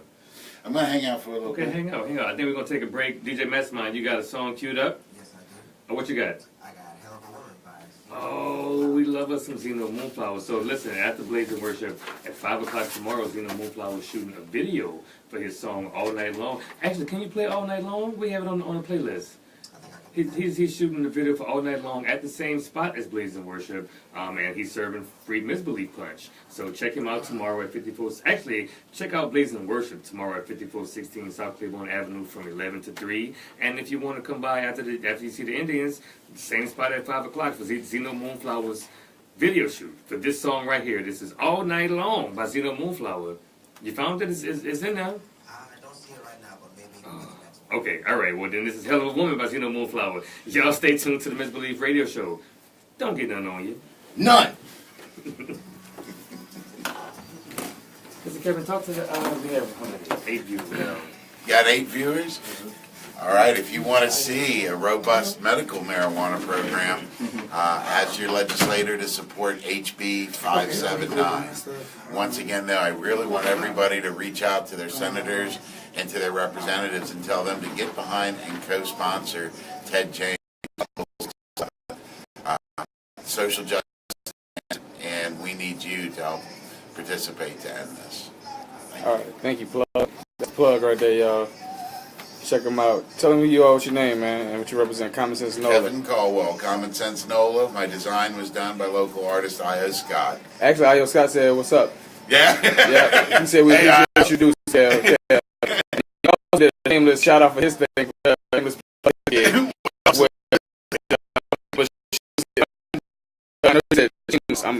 I'm a shamelessly. Not I'm a shamelessly plug it myself. If you're in New Orleans tonight, come at the Munch Factory for 11. Celebrating Chris Styles and my birthday. Sorry for the hijack. All right, I.O. Scott. And you know what? If you haven't ate at the Munch Factory, you really need to. That food is awesome. You ate at the Munch Factory, Brian? Me either. Me either. What kind of food is it? Louisiana. Yeah. Okay. Everything you said got chopped up. It sure did, bro. It sure did. I think we met before though. They had like a march. Working for a Green in New Orleans. That's Kev. True. Hey, y'all follow me on Instagram. Y'all want to? Black Flamingo, spell go. You know the New Orleans way with the EAU. Black Flamingo got a. I ain't got no pictures on there, you know. So y'all gotta help me with that. Tell me what you want me to post. Hold on. Come talk to Oshun for a second, right quick. I've been talking all day. You talk. You talk. No, you talk. You talk. You talk. All right, put the camera on me. I'll talk. Okay. Go. So, tell everybody who you are. I'm Joseph Pons, a.k.a. Alpha Joe, fresh out of the gumbo. And if you're out in the streets and you're looking for me, you can find me on Flower Bats at Flower Bats Pie Bean. You can find me on Facebook at Joseph Alpha Man Pons, Instagram Alexander the Ape 3, YouTube Gumbo Master 504. Check out the new web series Wannabes just dropped. You can check out what else you can check me out on. I just deleted my Tinder, so you know. Oh no, you deleted the Tinder? Yeah, I deleted the Tinder, baby. Why you deleted it? Because I just was like, you know what, I need to meet some real women, you know. Tinder just ain't what Tinder ain't was popping? It was for a little bit, I ain't gonna lie. It had its moment. It had its moment. So you wasn't finding none of the ladies? I found one lady I liked really a lot. But, you know, it is what it is. But what else is going on? Blazing Worship tomorrow. I'll be in that thing. You know what I'm saying? Miking it up. Deuce just came in. Well, what up, J Harmony? What up, Deuce? I know y'all in the building right now. That's Brother Malik behind me. Yeah, you know what I'm saying? His brother Joseph. Brother Leak, what we call him in the prison. In the prison? I ain't never been to prison. I ain't going to prison. I ain't trying to go to prison. My name is Malik, and I have never been to prison. Your mama don't play that shit, huh, Malik? She really don't. I would say what my mama told us at like 4, 5, 6 years old. Pastor Joe. But I'm going to leave it alone. That's what Deuce said. Oh, Pastor Joe? Oh, that was my old rap joke name, Pastor Joe. He thought it was so damn funny. Because cigarettes. Oh, Lord. That I gave to my Pastor grandma. Joe. Oshun been giving me eye all day. That's not even true. She don't want to talk See, the to problem me. is, when I'm being a bitch, no one knows. But when I'm not bitchy, everyone's like, you're being a bitch. I'm chilling. I think so. It's obnoxious. Batman. The head is taking it up a notch. You don't know what I just wrote. Batman, like, he just came from that Bruno Mars, Cardi B video. Yo, where's the Maybe it don't really look good together. I'm the worst. Where's the computer? Finesse. Finesse. Yeah. That's Chocolate Thunder. He is. And Devin is Chocolate Wonder. And together they make the chocolate. They make a chocolate skull. They swell caramel. Joseph, what are you? Oh, they really should. I can't even be defined. Shit. Can I tell you how much I enjoy like your perspective on the Flower Bass podcast? What was I listening to? Pause for 1 second. I want to laugh at something. I know they say Pastor Joe, but it look like Pasta Joe. I said that. I said he calling you Pasta Joe. But keep going, man. Pasta Joe. Pasta Joe. Thank you, dude. Pasta. That must be that with that passe. What you call it? Passe wine. Passe wine. Passe wine. That's a passe wine word. So you on the Flower Bass podcast, like all of y'all bring something different, and you know I listen to it at work. I get paid to listen to y'all. So yes, I was listening to S2Ep5 the other day when y'all was talking about Raheem. I was talking about. Y'all was talking about Tunde and them. Yeah. So y'all was talking about Tunde and them. I'm never invited to the Flower Bass podcast. Me either, that's alright. I'm gonna just crash one day. Well, and your perspective on a lot of things is really interesting. You're gonna come without warning, 'cause sometimes it just happens. Like the way you look at things, it's very artistic. Artistic. Artist. Not autistic. Artistic. Well, as artistic as I may be, I think Madame Oshun. Yeah, look at his voice, this motherfucker putting on. I feel like I'm in Masterpiece Theater. No Limit Productions. No Limit Productions. You stupid. No Limit Productions. I say actor and Raspberry and all the arts. And being worldly renowned growing up in the streets of New Orleans. Yeah, Born in Charity Hospital. Growing up in the streets. You grew up in the streets, though, for real. Worldly renowned. Perspective on life. Which taught me. Malik, are you reading that? Read that article and see if we can do it. Just skim it. It taught me not to hold any my punches. work on me. So when I'm on Flower Bats, you know, everyone has their role. And I think, you know, what I come as the, I like to say sometimes Martin's doppelganger on the show. Yeah. You know what I'm saying? Yes, and I can see that. You know? Absolutely. All right, thank you, guys. All right. Have a good one. Common sense over. Join the group. Wait, you auditioned for baller blocking? You know what? Funny story. I actually was at a shooter baller blocking. Listening. What? A minute and a half. I was at the shooter baller Because blocking. Dude said you auditioned for baller blocking. I didn't audition for baller blocking, but I was there when they were shooting. And I did take a picture in front of Lil Wayne's tour bus, and it's on a magazine somewhere in the world. I've been famous, child. You stupid. Take this back. This is All Night Long by Zeno Moonflower. Who I adore. He was an excellent Roland. Is that He was loud? the first. Is that Liz? They say I said the DJ saved my life. Jay Steele, you joining too late. Why you sound like Mary J. Blige? DJ saved my life. Oh, I'm dying. Who joined too late? I'm dying. Jay Steele just joined. She's watching, but you late. You missed all the interviews. Jay-Z in the building. Yeah, but everybody left the building. Don't do that. Don't do that. No, she's late. She needs to know it. That's what happens when you light skin. You gotta get it. You gotta. Joseph. I know the privilege. So. 10 seconds. He said, I know the privilege. I speak from experience. The DJ saved my life, you heard me? Which DJ though? DJ Rockaway. He was in the Chinwa Rockaway. Jubilee. I said, I've Been in my Lewis before I tell you the truth. Not Not a a pissing on window to throw it through. Broken shattered glass. Money What's talking happening, to y'all? me, What's happening? Welcome back to the MisBelief Radio Show. You're listening live on WBOK AM 1230. I'm DC Paul, the Millennial Arsenio, who is here to my right side. Hi, everybody. It's me, the one and only, the fantastic, the woman in charge, the lady, Oshun. Oshun, who is here to my left side? This is that actor guy, Martin Bats Bradford. You heard me? Martin, who that is to the other left? Yo, this that dude that be walking them quarters, in the quarters, getting quarters. Oh, wait, Wait. No, the tour. Wait, why are you walking through the quarters getting quarters? Are you tap dancing? What's going on? Sounds like he's Hey, getting I raped. gotta get this coin. See, he's in the quarters getting quartered. Oh no! Oh no! And who that is in the booth? Yeah, Mastermind, what was that last song you played? Zeno Moonflower. I love that dude, man. Check him out tomorrow, 5 o'clock at 5416 South Claiborne Avenue. He's shooting a video for that song all night, and he's giving out free MisBelief punch. I shouldn't say that, because you're supposed to come to Blaze and Worship tomorrow from 12 to 3 and buy some MisBelief punch. Anyway, we still talking about what's going on out here. Bats. What? What's going on out here?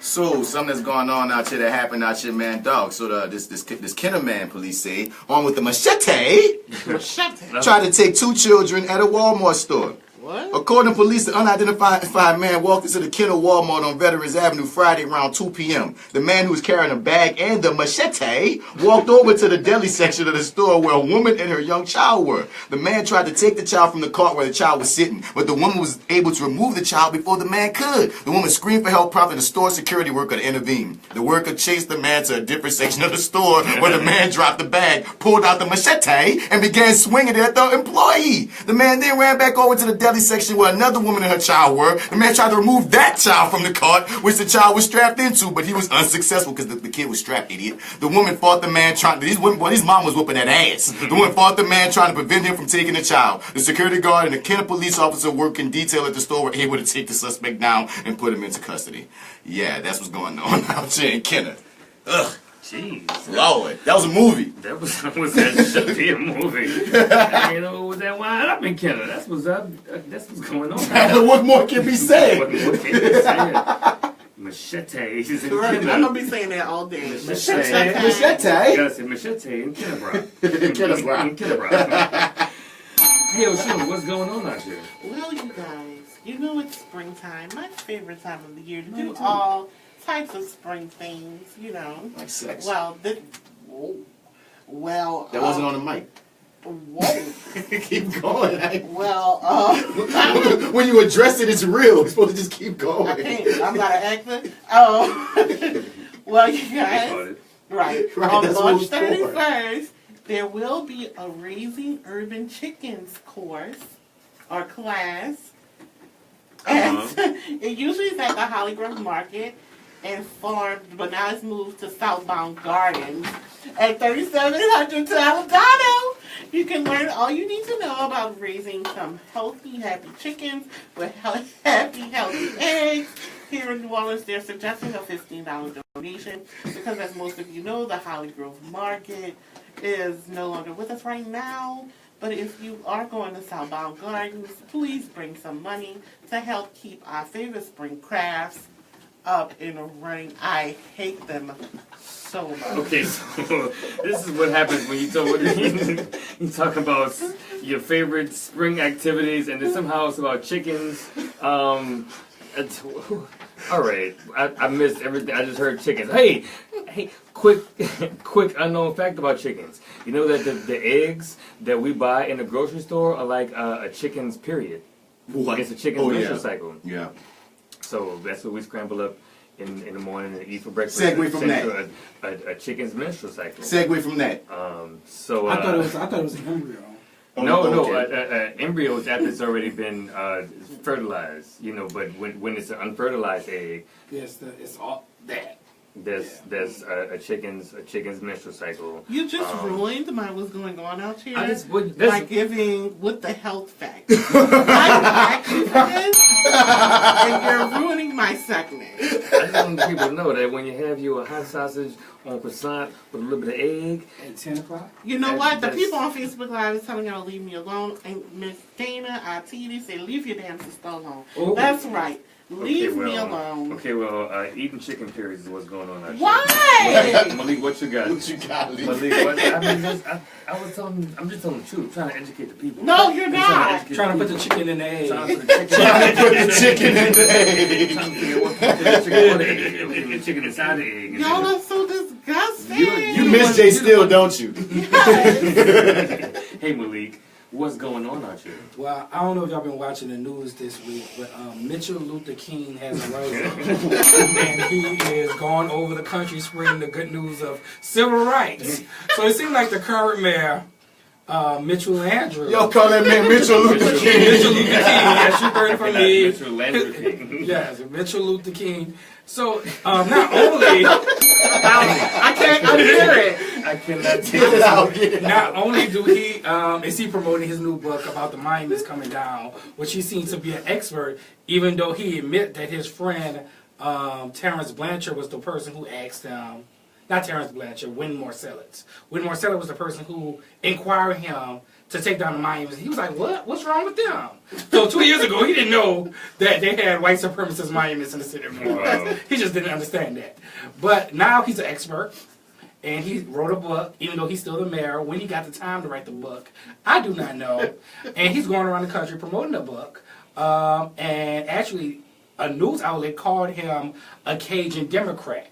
Now, they don't know a lot about Louisiana politics because this news reporter just got caught in the storm. Because as you know, New Orleans is Creole territory. So Mitchell Andrew, for several reasons, can be considered a Creole. Because he's passing. I'm not going to go into that. Allegedly. But, you know, I ain't so gonna accuse somebody of being black. That is the first time, like, you, allegedly, I heard he was black. Allegedly. Like, no, they got a lot of those in New Orleans, though. A lot of, never mind.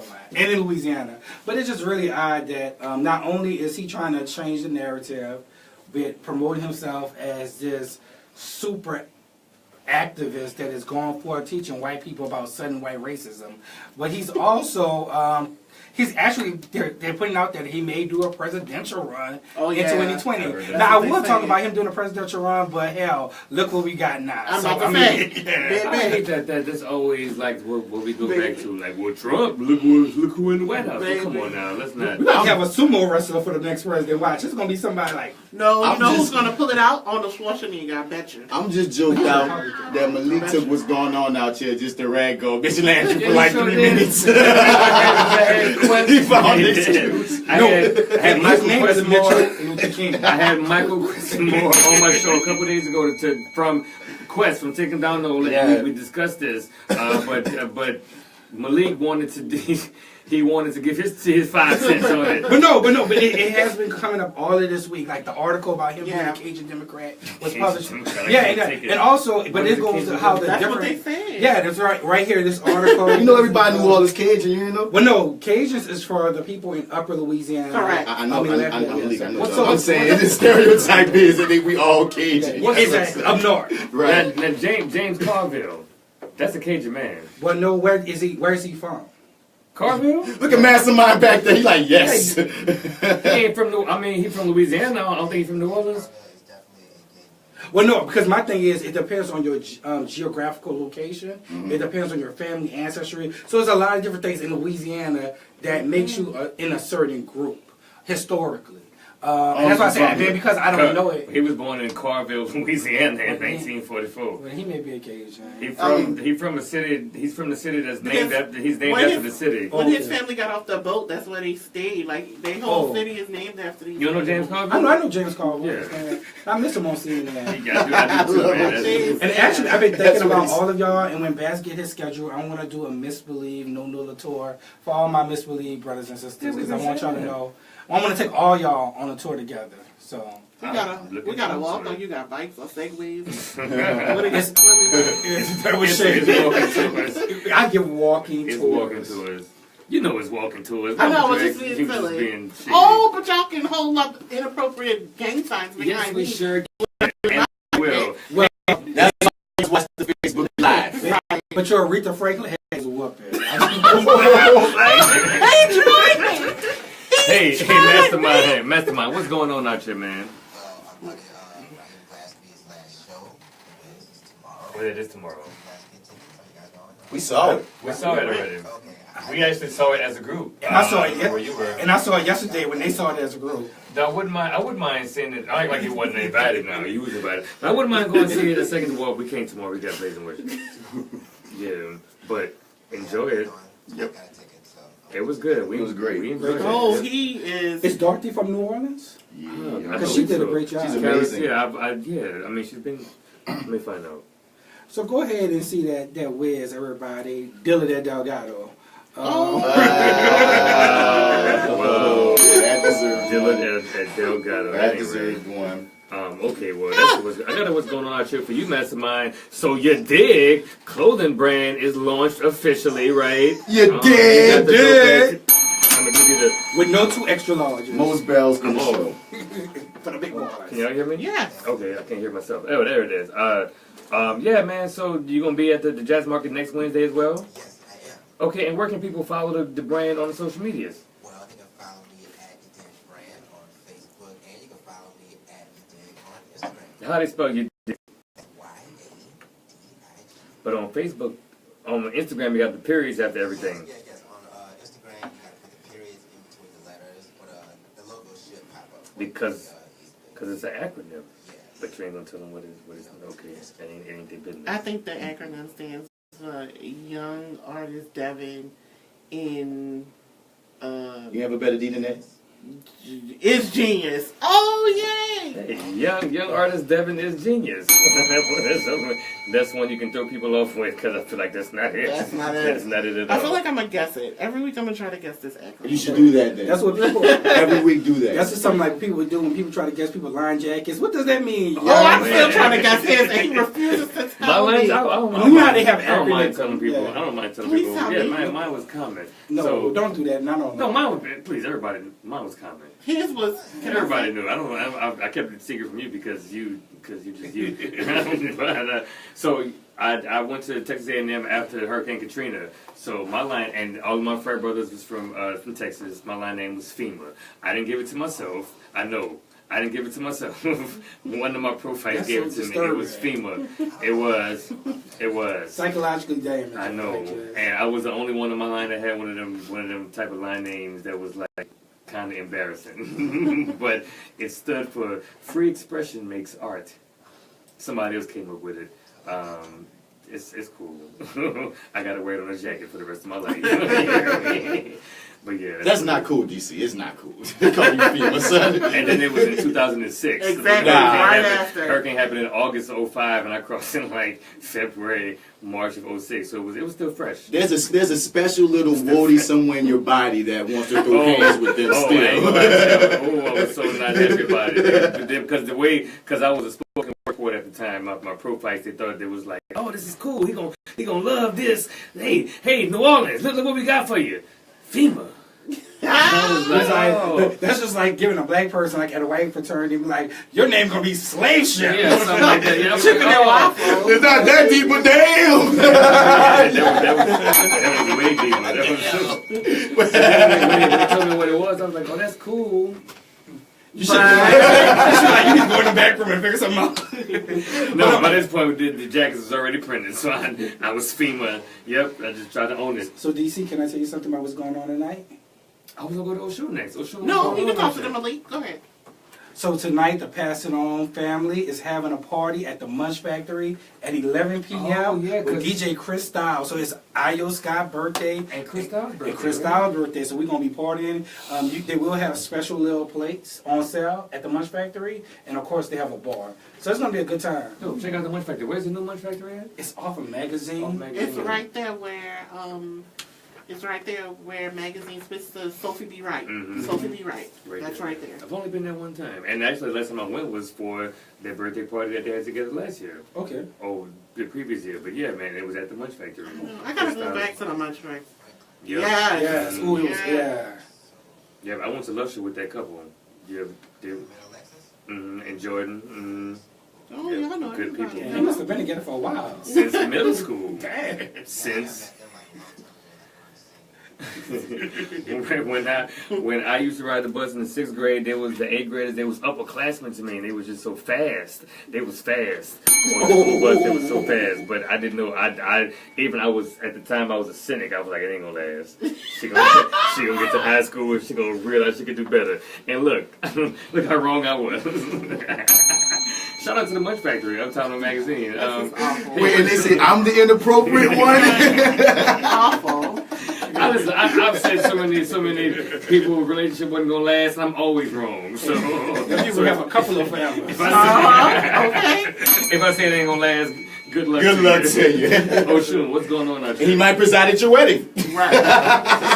I appreciate that thing. Okay, do you guys know that the championship ballroom show is going to be at the Ritz? Of course we do. That's right, Ooh, people. we definitely knew that one. If you have a partner, it's not too late to I do have a partner, actually. To enter the ballroom dance. Ballroom dance?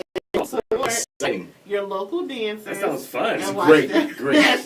So when is this happening? I really want to know. Because I care. I care. It's going to be oh my God. Saturday. I really care. I do. March 31st. Ooh, March 31st. You mean at the end of March? It's going to be great. You mean the day before Easter? Oh, awesome. Perfect timing. When we do the lambada. Oh my God. I want to know more. Come on, more. Tell me about this ballroom dancing competition that I'm going to go to. Well, you definitely going to go. If you go to SOSTATES.com, I'm going there now. You can get more watch me. I'm already at the website. You can buy tickets. I'm going to buy all the tickets. And I'm going to buy the last one if he leaves it for me. That's going to be Saturday, March 31st. From 7 to 11. Where at? I care. At the Ritz-Carlton, which is located at 921 Canal Street. Awesome. That's what's going on. You feel played? I can tell these people, I have put hexes on people for less. And they keep trying me today. Man, I ain't never destroyed somebody winning a fascinator ever in my life, but that I had to do it this once. Man, you tell him about Super Sunday, Malik. No, that's like Indian. You tell him. You cannot. Uptown Super Sunday had been postponed from last Sunday. It's now happening tomorrow. I don't know what. I just know what. And that's what's going on out here. It's happening on 2nd and Dryads, also on Washington and LaSalle. And from Wisconsin came and they've been giggling ever since. I don't know what's going on. You know what's going on out here. But listen, we almost at the end of the show. Okay. Yes. And we talked about a lot of what's going on out there. That's enough, I think. But we always like to close down our show with 2 really solid segments. So first up, our resident rebel, my homie, ThatActorGuy, Mr. Bats. I like to let him go unbridled, unrestricted, and punish somebody for doing something that is just shameful. It shouldn't be done. Right. And then he started doing the front and the backhand, which is very impressive. Then you get two people in one slap. So Bats. Yeah, man. Who's getting the front? And who's getting the back? Well, this week? Well, you know, as your master in economics, I really want to go, you know, all the, like, you know, that never again situation where, you know, like all the kids coming together, they have the walkouts and stuff, and they, you know, they riding for like the fact that like people keep getting shot by guns, and it's all these like there's this like bald head white girl, and she was crying on TV, and they got this little skinny white boy, and he crying on TV, and they got a few white kids, a bunch of white kids. They made the front of time.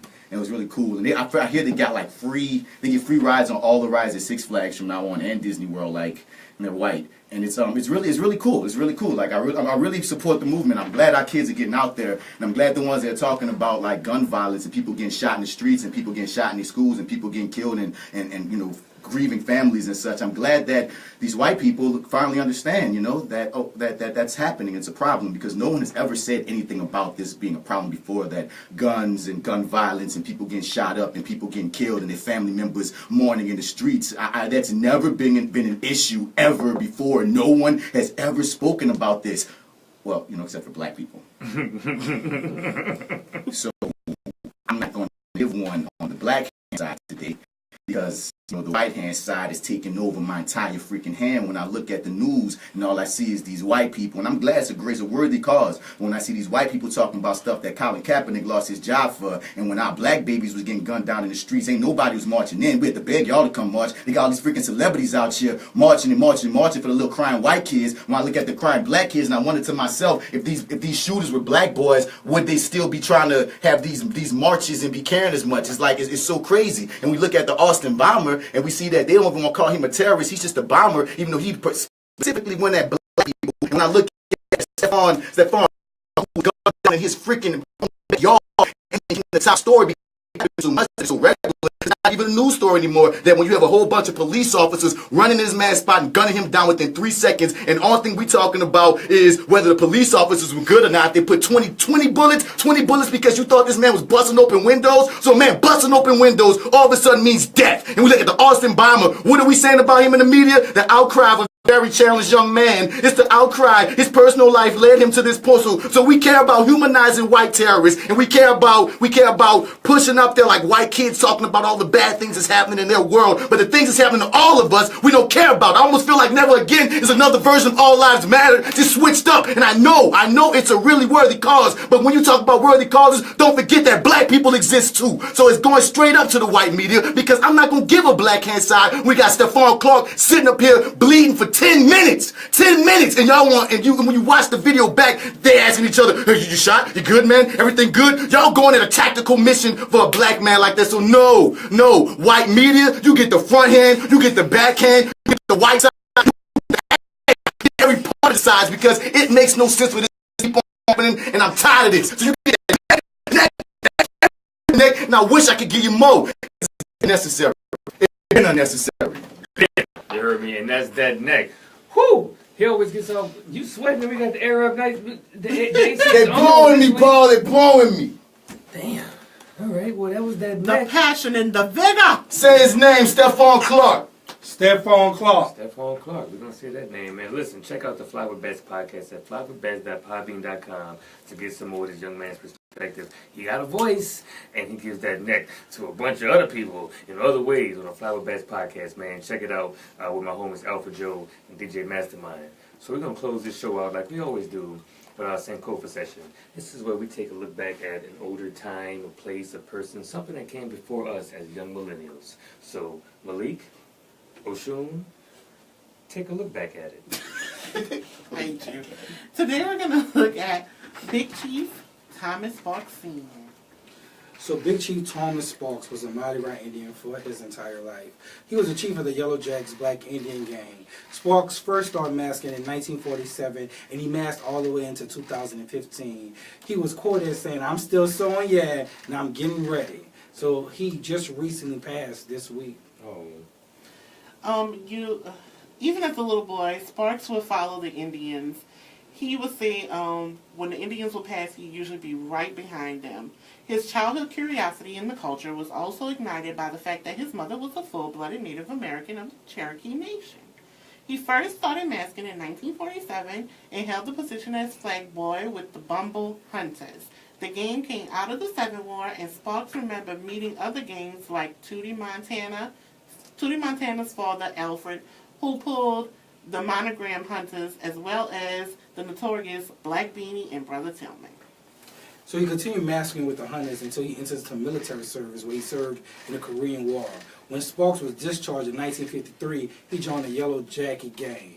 Then, under the leadership of Chief Val, he entered as a flag boy.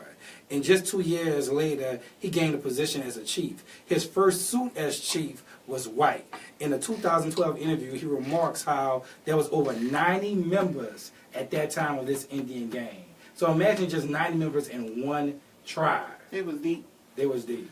Well, Sparks was a highly respected man and a member of the Mardi Gras Indian community. He will be loved and remembered. Like Malik said, he passed this week, March the 14th, right, Malik? Yeah. March the 14th. He will be remembered by his 6 girls and 1 boy. His wife, she was the big queen of the Yellow Jacket Gang. And everybody in that community. So that's that. Say the name one more time. His name is Big Chief Thomas Sparks Sr. Big Chief Thomas Sparks Sr. That's our St. session for this week, yo. It's been a damn good episode, huh? Yep. For you. Yeah. For everybody. I was tortured. You was tortured. You had a good I time. got jumps. Your fascinator's still intact. I feel like you had a good show. So listen, I want to thank our guests. We had Dui Jarrod. Boom. We had Dejaye. Boom. We had Roland. Roland Lane. Roland Lane. Boom. And Blacktress Janet Hubbert. Man, I can't wait to see this. I think this is going to be so good. It's going places. And I want to say big ups to Janet Hubbert. She often gets a bad rep, but she was a beautiful human being. Ever since I was on set with her, everything was great. Everything was amazing. She good people. What bad rep? Anyway, I'm just saying. I know. Yeah.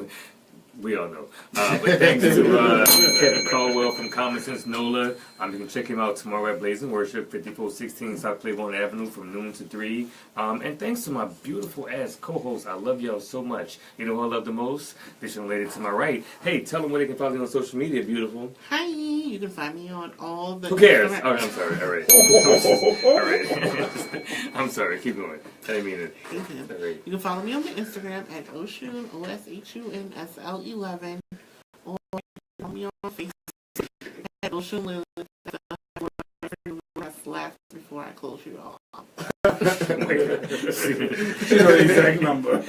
Yeah, I think I'm the B word. Okay, who's this to my left side? It's that actor guy, Martin Bats Bradford. Find me on all your social media platforms at Mr. Bats. Spell it, Mr. Outer. You ain't gonna find me. And check us out on Gumbo Monster 504 on YouTube. And I love you, Oshun. Thank you. I love you too. Y'all check out the Poor Oshun hashtag. Oh, God. Hashtag Poor Oshun. Many of my antics will show up on the Poor Oshun hashtag. Who's that? So this is Malik, and if you would like to get a historical experience that would delight your stay here in New Orleans, you can follow me at No Nola Tours. Or if you would like to get get your photos done for your events, you can follow me at Frozen Photography. That was with a PH. And I have to do about U.S. H-E-R. I don't know what's wrong with y'all tonight. I'm just like that. Who's that in the booth?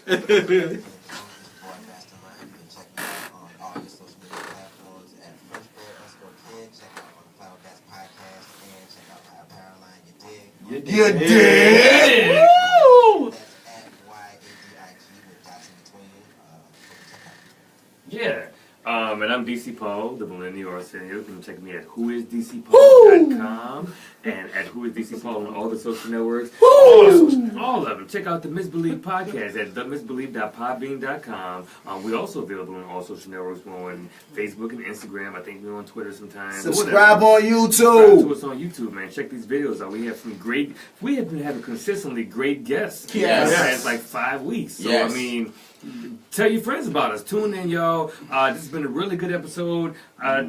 Jay Still can no longer take vacation time. Yeah, come back, Jay Still. We need more than one woman in here. But look, as always, y'all, don't get nothing on you. What the music about to say? Don't do it again. Just do it again. Do it again. And again. Dramatic. Dramatic. Don't get nothing on you. Take 5. Take 5. What you said, David? What D said? used to call things like your boy DJ Black Flamingo. Oh, wait a minute, shout out Black Flamingo.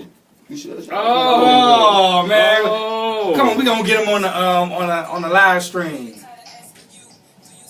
I'm about to start rapping again. So if y'all don't somebody know, just came into the studio. check out DC Paul on one of his. Who is this? Okay, wow, they just came in here. Go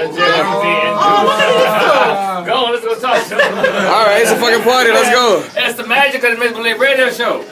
The doors be open if we love you like that. How y'all flew in here?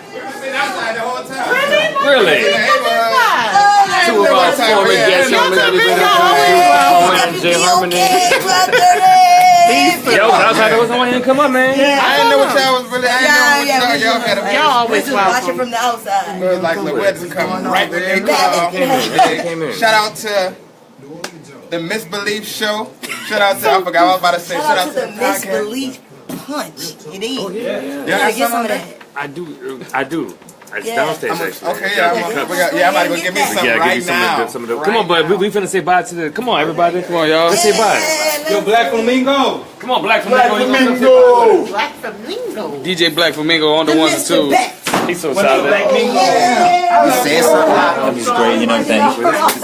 So listen, thanks to our guests. We had Dui Jarrod, we had Roland Lane, we had Dejaye, and Blacktress Janet Hubbert came through. We had Kevin Caldwell from Common Sense NOLA. I have, as usual, cool ass people sitting with me every time. Black millennials and one of my favorites. There he is. Alpha Joe. Shout out to our sponsors. Shout out to the sponsor. And so. And our wonderful creator and host, DJ Paul. Take two. We shout out to DJ Paul. You gotta get the Black Flamingo, man. Where you at? He taught us great things. The baby face basket case. Black Flamingo. Got the waves on the surface. Xavier can do good things too.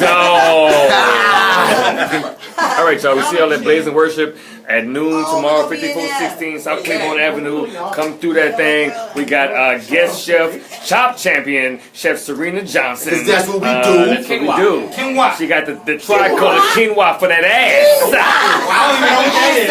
Quinoa for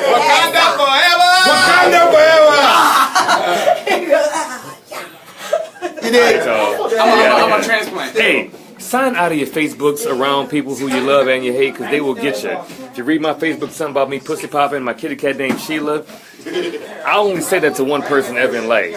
So if somebody put it on my Facebook, I know who it was. I only told Oshun that I like to pussy pop sometimes on command, and my kitty cat name is Sheila. Only one person knows that about me, so I can imagine who it was that hacked my Facebook. Who hacked your Facebook? Shouts out to the owls. Who's DCPaul.com? Who hacked your Facebook? Who hacked my Facebook? You talking about pussy popping and the kitty named Sheila? You proud of that, huh? You proud of that, huh? It wasn't you. Well, the crazy part about it is Facebook, he got more than once. I got more than once tonight? He only paid attention to the first one. Really? I got a second. I got twice. And you told me, and I quote, I stay ready. Okay. You never do. So where else you got me at? Oh my God. Oh. All balls in my soup. Who is DC Paul? Who is he really? Porcupine vagina? Oh, okay. Yeah, I need new friends. I can see. Yeah. Well, she gonna get it anyway. All right, we see. Yeah, because I got again. Apparently, I love owl balls in my soup.